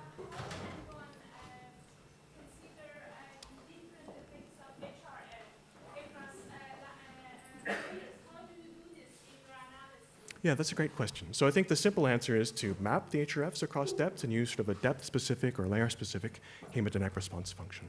Yeah, so that's addressing the point that I made about how the shapes and amplitudes differ across layers. Yes, that's sort of one approach. Now, in terms of addressing the coupling of the responses across layers, that's a little bit more difficult. There have been some models, some sort of extensions to the balloon model that have tried to take into account the coupling of the hemodynamic responses across layers. These results, while encouraging, are still kind of in the early stages. And so therefore, I think this is still an open problem, how to uncouple or decouple the fMRI responses across layers in order to understand the patterns of neural activity. And as I said, while we sort of have a sense for how these signals are coupled in bold or gradient echo bold fMRI, we're still learning about how these signals are coupled in non-bold fMRI acquisition. So I think this is still kind of an open question. I think we have seen a lot of success in laminar fMRI even without this. As I pointed out, there are many sources of bias we need to be mindful of. That isn't to say that these analyses aren't possible, but just something to watch out for. So I would like to ask a question, if possible. Yes, please, So please. one of the first slides, you showed a very nice detection of the cortical surface with multi-echo MP-range. So multi-echo MP-range gives you nice quantitative MRI of T1, but is it also advantageous in order to sort of draw the cortical ribbon to get cortical thickness or very nice, as opposed to MP2 range or just T1 weighted MP range? That's a great question. And so it's a long answer. I'll try to be quick. So first of all, those are multi-echo, so those are not MP2 range, right? So I think we just did 2 echoes, so not really quantitative. I mean, you could try to fit T2 star from 2 echoes, but I wouldn't advise it. So these are really kind of qualitative images, just T1 weighted. What we have seen, though, with the MP2 range acquisition, which has a lot of advantages in terms of bias correction, we have seen that the MP2 range acquisition does cause some biases in the placement of the surfaces, partly due to the fact that the image reconstruction is nonlinear.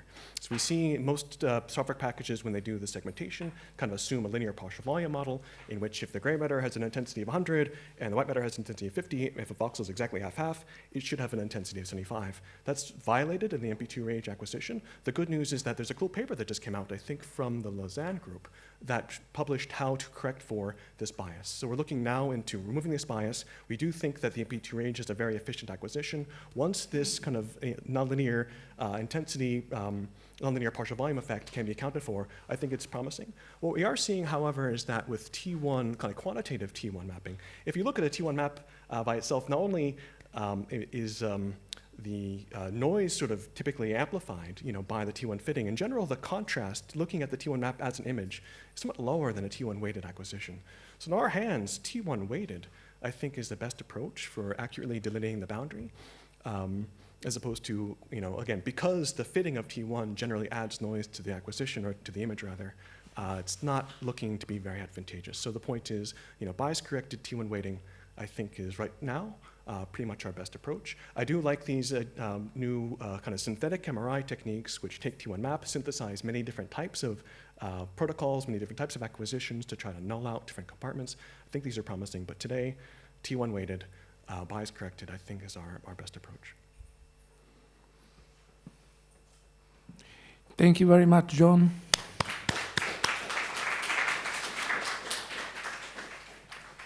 The last speaker for this morning is Rainer Goebel, and he will speak about revealing detailed neural correlations of human perception and cognition using ultra-high field fMRI. Thank you very much, Amir. Thanks for inviting me to talk about our research and others. What I want to do today is basically to go a step beyond the methods we heard about, in the sense, what can we do with all this nice technology? And in my talk, I will wrap up a few of the conceptual topics we heard this morning, and then I will focus more on what these new techniques provide as opportunities to study representational content in the human brain. Since I think that the high-field fMRI, with this what we call often mesoscopic scale level, allows us to see structures which we heard about. We heard a lot about layers and a bit about columns. I will focus on both, but mainly on columnar resolution, and will show you why I think that we have here kind of an impact on how the future potentially of cognitive neuroscience and computational neuroscience will be. And it is important that we kind of bring these methods to cognitive neuroscientists so that it's really used more, because I think there is such a high potential that is not yet exploited enough in the field. That's at least my personal opinion. So what I will do is I will focus more on results, just a little bit on methods, mainly on results, what has been shown already with mesoscopic fMRI, that means columnar and laminar fMRI.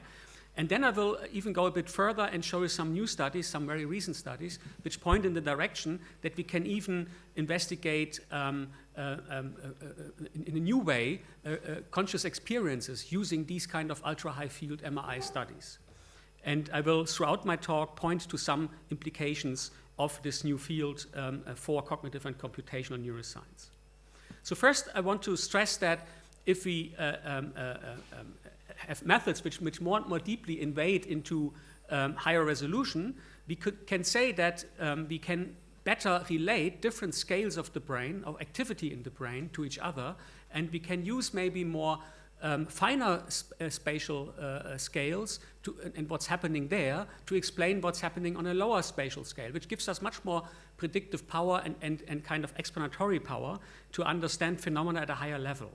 And this kind of, on the one hand, reductionistic but also emergent phenomena perspective means that if we relate the different scales, then we have not only the feeling and the reward of a deeper understanding how higher level concepts are grounded in the lower scales, but we can also reconstruct things happening at a higher scale from knowledge at the lower scale if these reductionistic explanations are valid.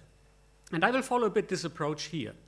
And to kind of stress a bit what this kind of high resolution, high field fMRI brings to the field, I show here a slide which shows that and compares a little bit conceptually what the gain is from traditional fMRI to ultra-high field fMRI. For example, here is the resolution scale of, say, 2 millimeter or higher, which we obtain by conventional MRI, 3 Tesla, both for structural scanning and functional scanning.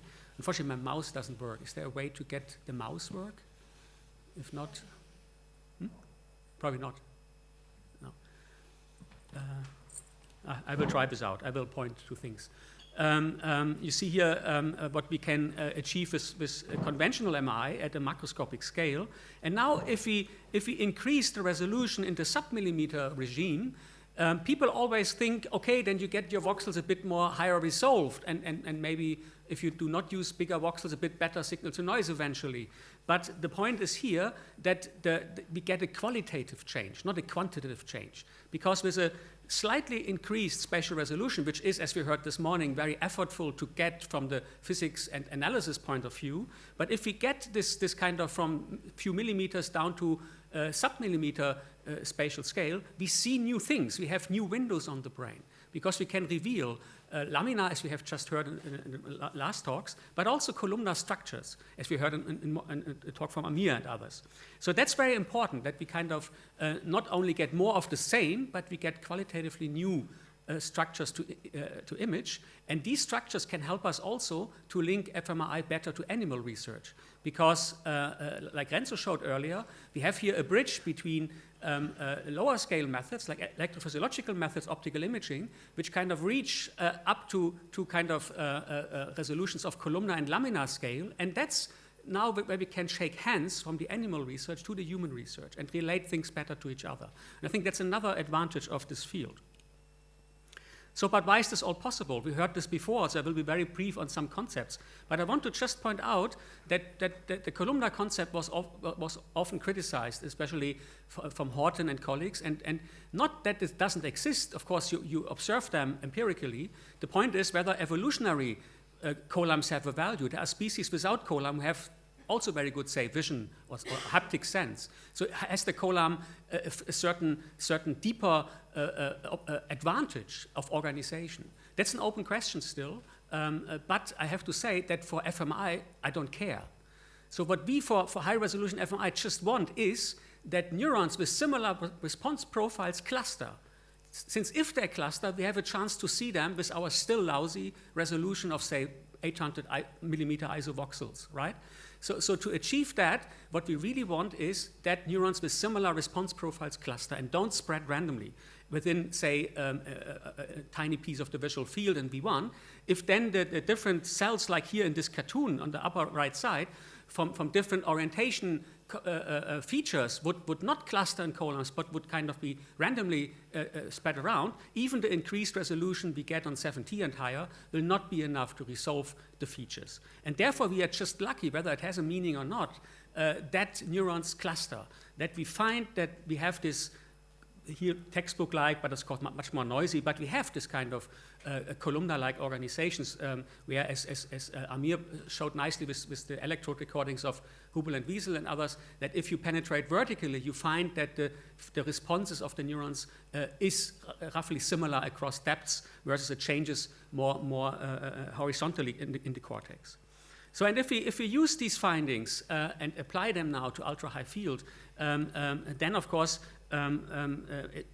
other people and also our group and many others have shown that's indeed feasible. For example, here is a pioneering study from Isa Yacoub and the group of Camille Goebel, which showed that if you combine spin echo EPI, which you heard also this morning, and 7 Tesla, you can, with a single slice, I come to this in a moment, you can map in V1 in the human brain orientation columns and ocular dominance columns. So the black lines demarcate ocular dominance stripes, and the colors show you the orientation features mapped out similarly as you find with optical imaging in the monkey. So we could also say, if we are lucky, we get something like a non-invasive optical imaging technology, which even can penetrate in depths. So it's a very principally cool technology. The only problem is it's full of noise, as we heard this morning, and we have to be very careful.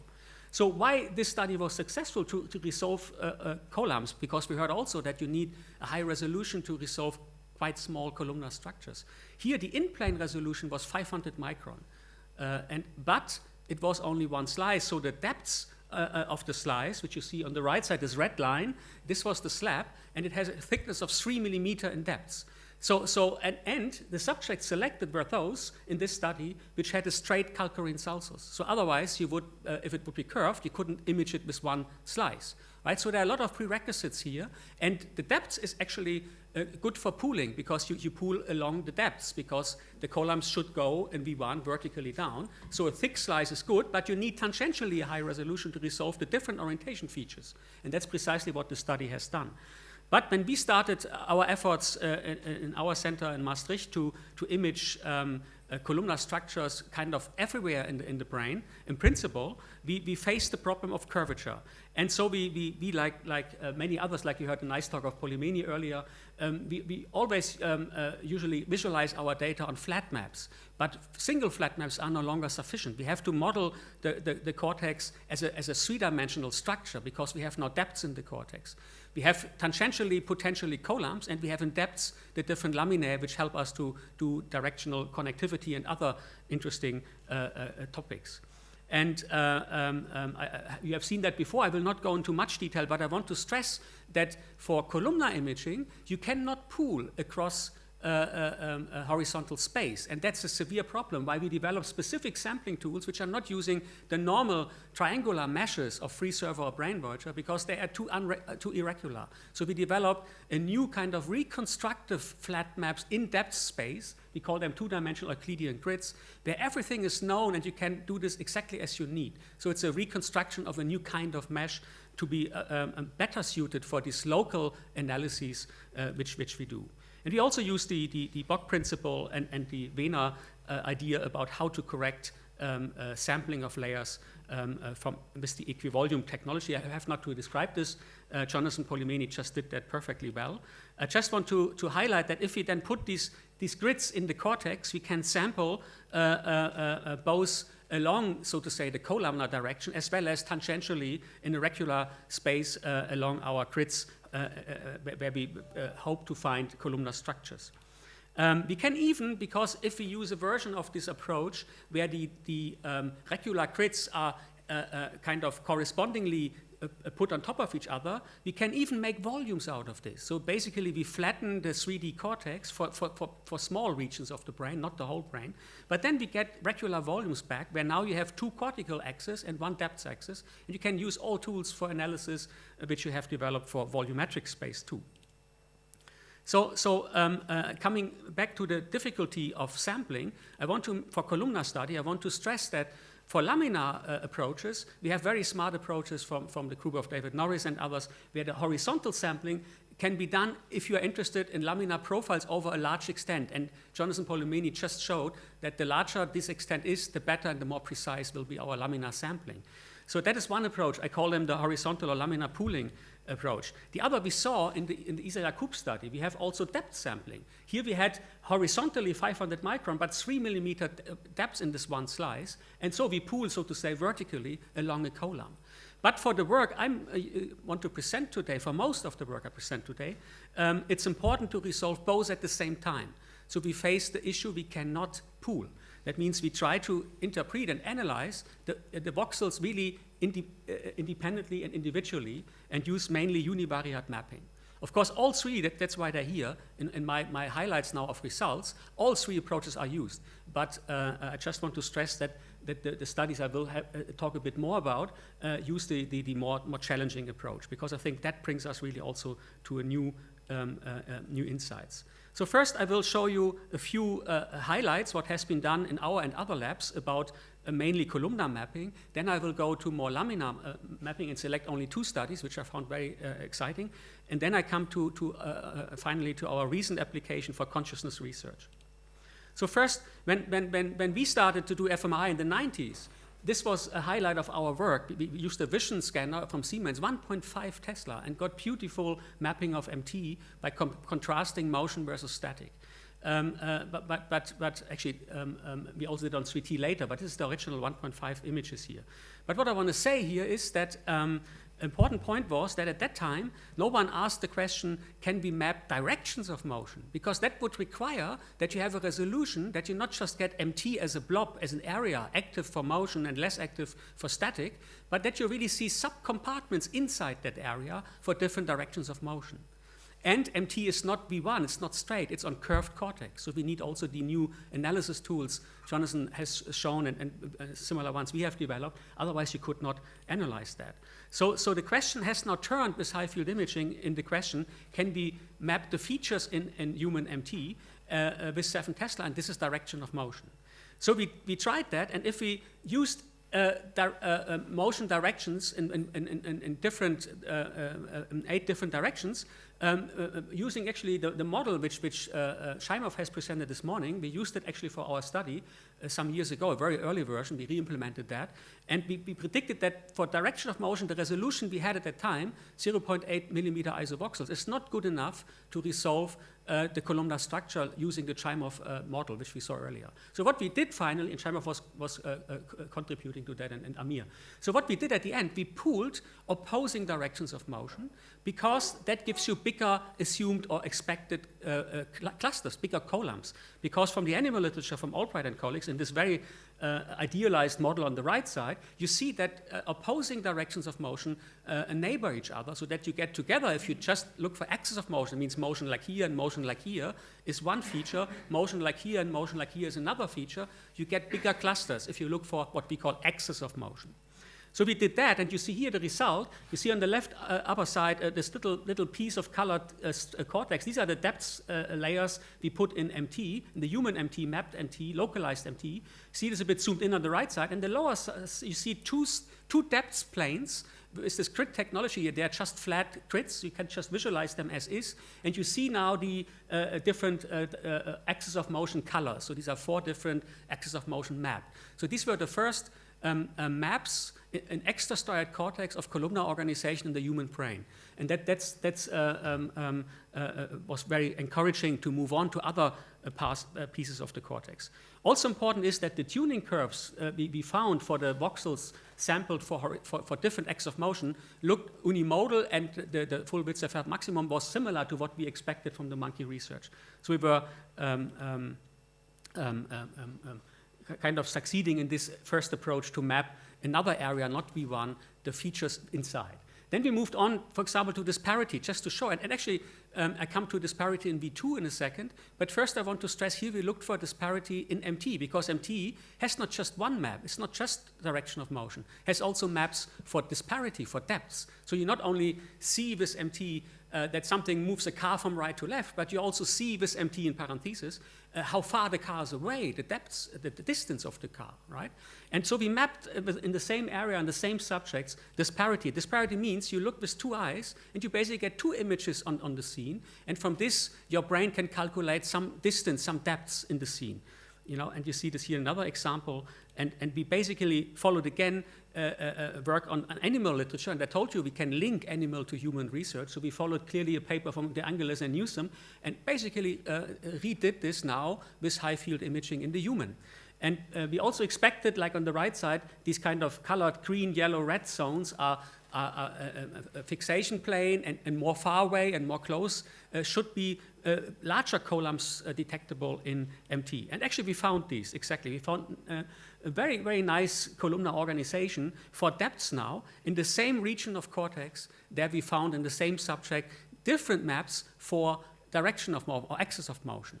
And that's, of course, striking. We are still working. The MT study is of course, is published, but this not yet, because we still try to relate both the direction of motion and the disparity maps to each other in the same area, which is a fantastic phenomenon, that in the same area you have kind of somehow interspersed or somehow mixed maps of different feature spaces. They're of course related because you want to know where the motion is in depth, but nonetheless you get different feature maps if you do it, and this might require some more modeling, which we're currently doing, to understand this better. So now I want to go to go back to B2. Actually, the study here by Nasr, Polimeni, and Tutel was a very nice study, which again linked human fMRI to animal research. So they started with the shown, and actually Amir showed us some of this before, of the cytochrome oxidase histological staining. And actually, the thin and the thick stripes have different feature specificity, which has been found. Namely, the thin stripes are for color responses, and the thick stripes for, again, binocular disparity at an earlier stage in the brain, in V2 here. And indeed, these authors found that you find, right after V1, stripes emanating towards V3, which kind of have a higher response to colors, stimuli.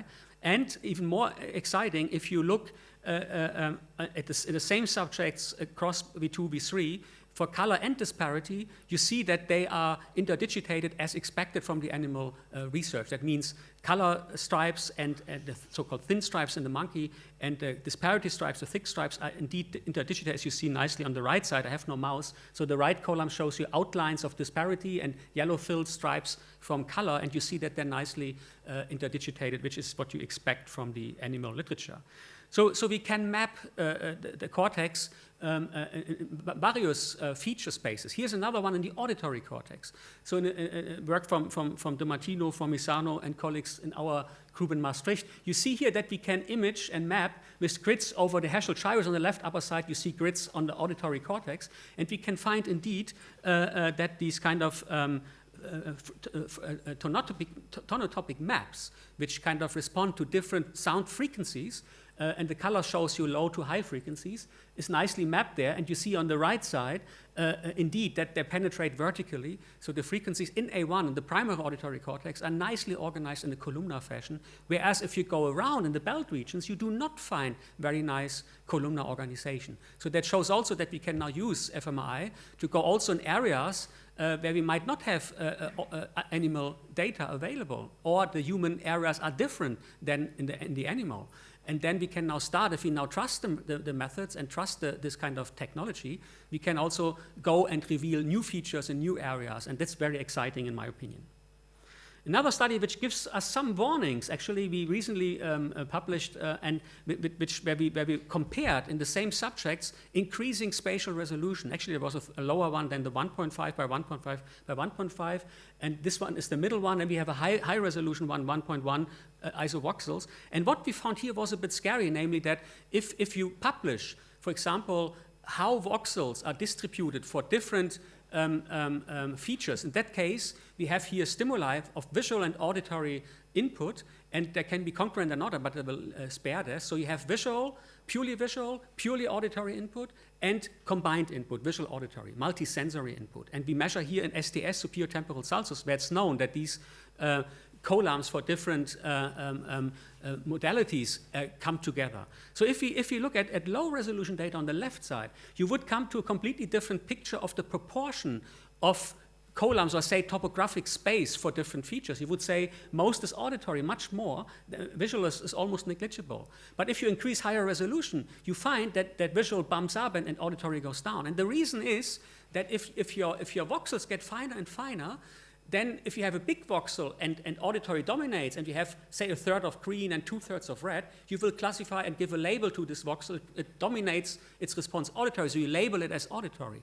So that means we need to come closer to the true expected organization. We need to do the modeling, as we heard from Chaimov, also in such areas to predict what is the right resolution to understand these kind of columnar organizations. And when we pushed it higher and higher, we found that we got to a more steady state, which is also distribution expected again from animal experiments. But you see on the right upper, just look at the right upper graph and compared to the left, the sensitivity and specificity boosts a lot, because if you now sample with higher resolution from a column which is really purely visual or auditory, you get basically only response for that modality and not for the other at all, which you never see if you have 3 mm or 2 mm voxels. And even more, we for the first time found what the multisensory community calls super additivity. We find that multisensory voxels respond not at all to individual visual auditory, but massively if the two are combined in a concurrent way, I should say. So if a dog barks, it's higher than if a dog meows, right? So the semantic concurrence plays also a role. So now at the end of my talk, I want to tell you a little bit where I think that this field is heading to, namely to bring also something more and more to the cognitive psychology, cognitive neuroscience people. And I think that some of this we have already heard in the talks. If we look at the directional connectivity from Renzo, from Jonathan, from many people before.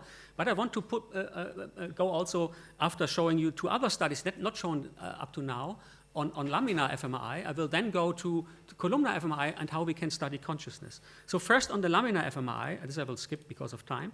Here's again a nice study from David Norris group. Actually, Floris de Lang is the senior author here, and Koch the first author.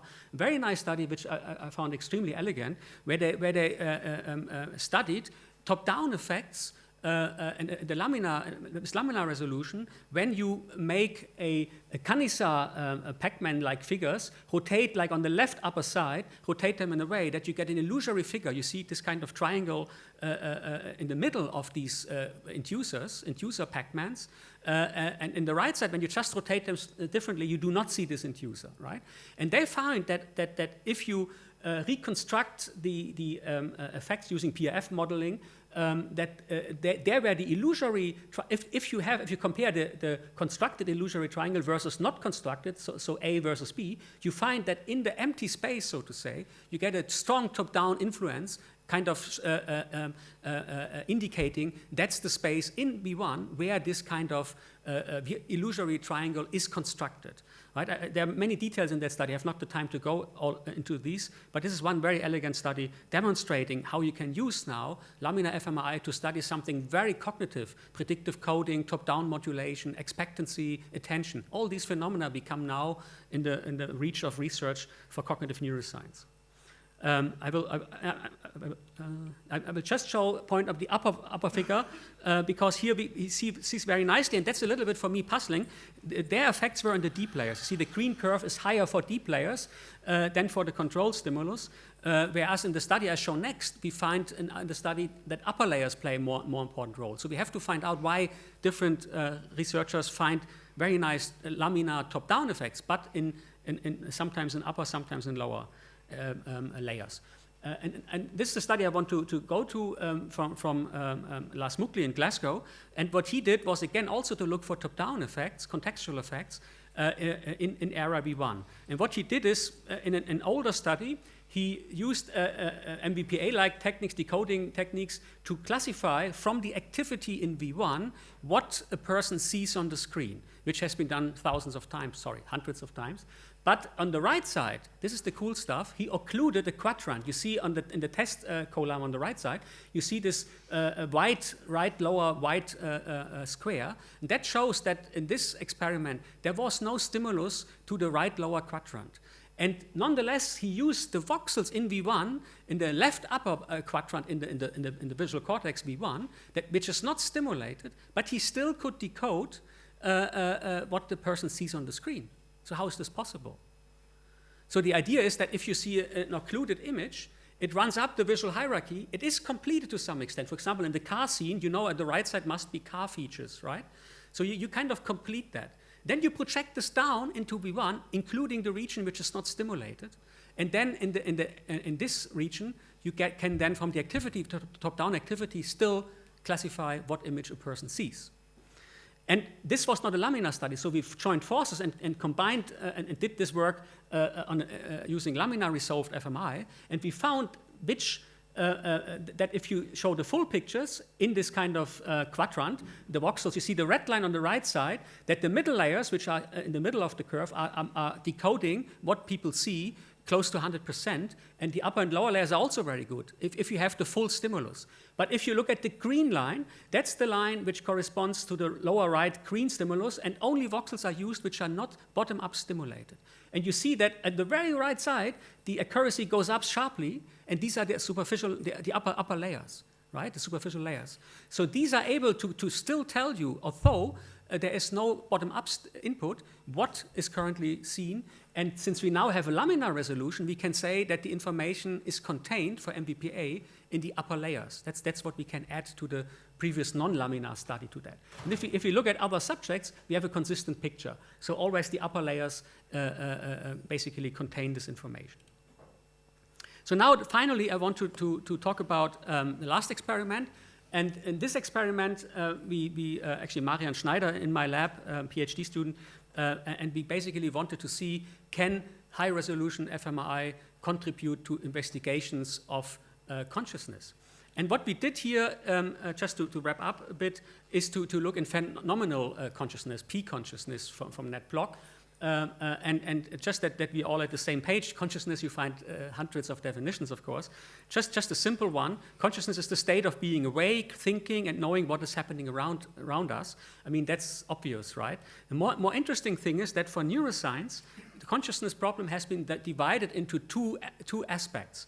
One is called the easy problem of consciousness, which I find very hard, by the way, but it's called the easy problem of consciousness, namely to explore the neural correlates of consciousness, so the minimum neural mechanism sufficient for any one specific conscious percept. So that means that if I can say, if this piece in the brain is becoming active, the person will have this and this conscious experience, right? So it's you try to really map the conscious experiences onto neural correlates, onto activity. This can be networks, can be within small things, it can be a neuron. Probably not, but it could be in principle. So that's not defined here. It's only defined that you establish this neural correlate.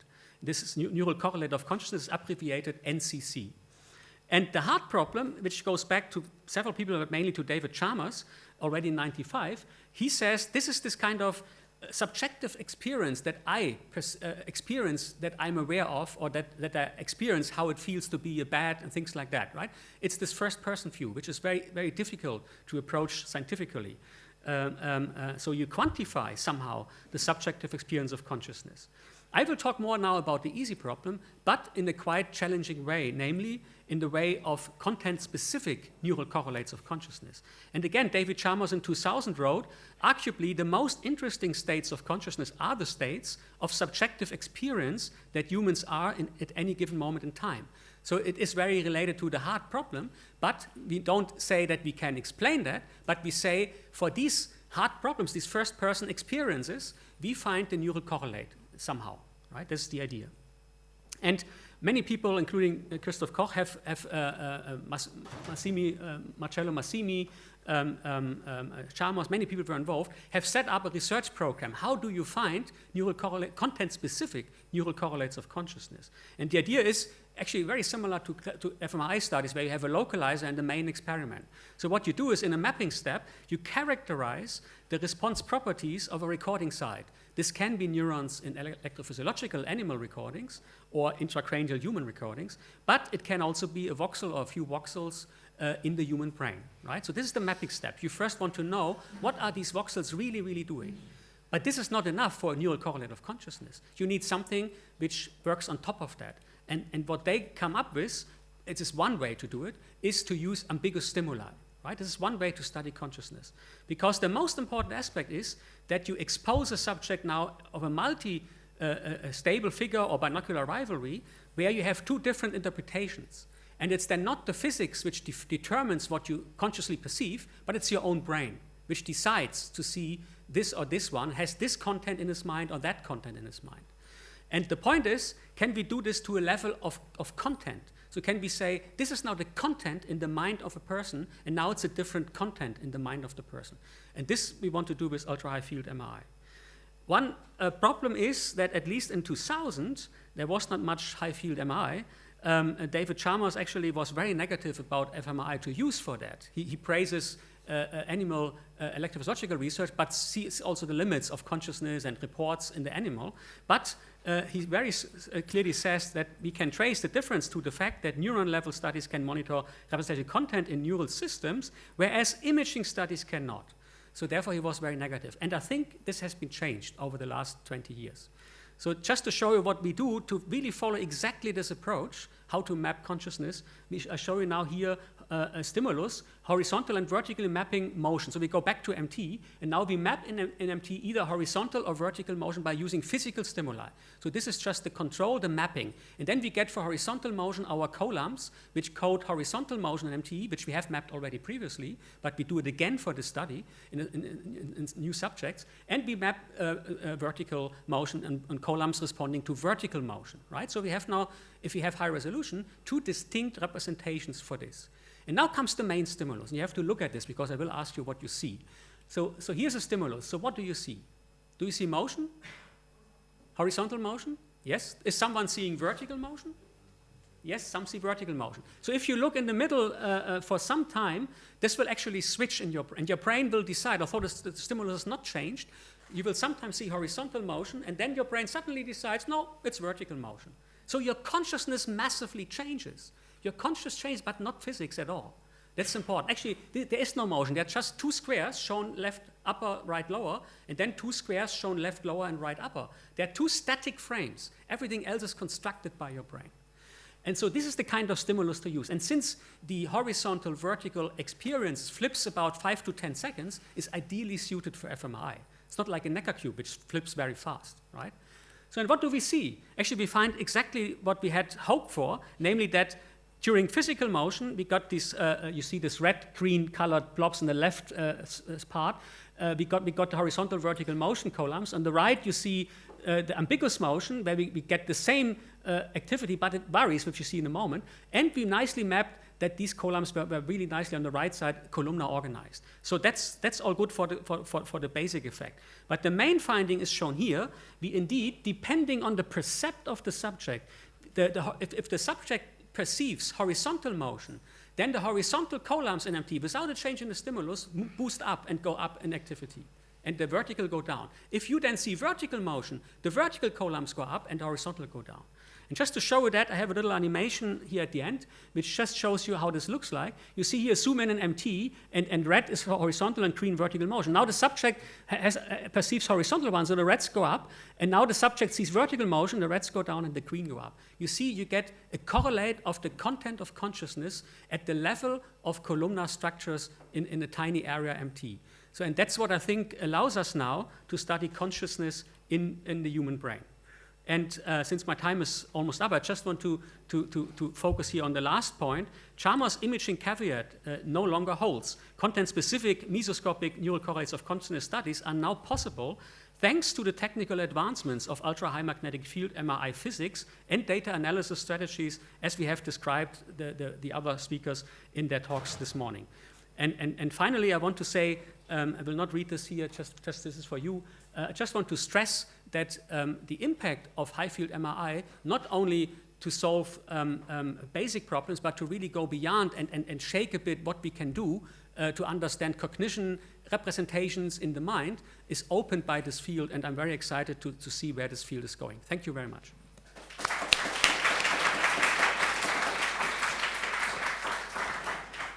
Thank you very much, Rainer. We have time for a couple of questions, and after that, for whoever wants to stay and introduce additional questions to any of the speakers, the stage is open for that as well. Questions for Rainer? Yeah, go ahead, Dennis. In the apparent motion study, yes. You also look at layer activity in V1? Yes. Not in V1. Oh, sorry, I was too fast. We looked in layer effects in MT. We are now looking at that because we basically know from previous studies, from Lars Mukli, for example, that if you have apparent motion, left-right, for example, you can image in V1 the top-down modulation effect as a kind of stripe pattern between the two inducer stimuli. So therefore, yes, this is a good idea. It has been done already in another study, but not at layers. So we plan to do this in the future on layers. I want to stress that if you look at this interaction between V1, V3A, MT, you find by modeling, by a lot of studies, actually I started these in the 90s to look in apparent motion, we find always that MT is, I would say, the creator of the percept. Whereas if you then have this percept, so the V1 and V2 don't see this distant squares, that's 5, 10 degrees apart, right? They don't see that. So the phenomenon of apparent motion is constructed in MT, according to the best models at the moment, and then, but the created movement, left, right, or up, down, is sent down to V1. So what we plan to do in the future is to have a laminar resolved upper layer which show us, so to say, horizontal versus vertical traces in V1 at the corresponding positions. But we haven't done it yet. David, please. Very nice. We know anatomically in non-human primates that the projection from V1 to MT originates most strongly from layer 4B.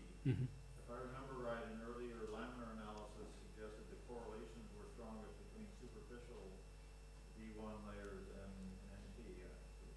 Am I remembering that correctly? I think this is Jonathan's study, right? Is Jonathan here? Yeah, Jonathan. No? Did you not show this that you get... No, you looked V1, V2, or did you look V1... No, you looked also to MT. Yes. Did you find there this pattern that the upper layers correlated mostly with middle layers in MT? Was it? The correlations between MT and V1 were strongest in superficial Yes. rather than layer 4B.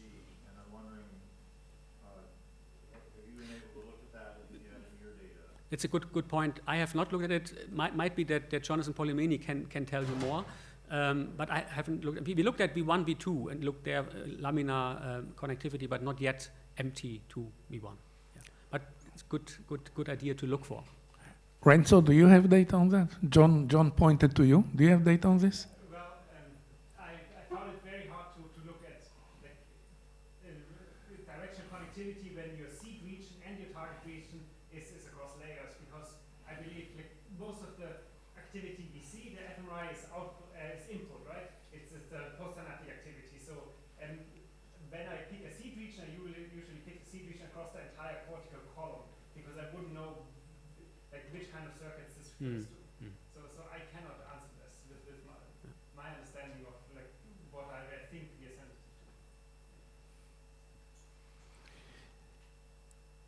Thank you very much. Questions to any of the speakers? Everybody's here.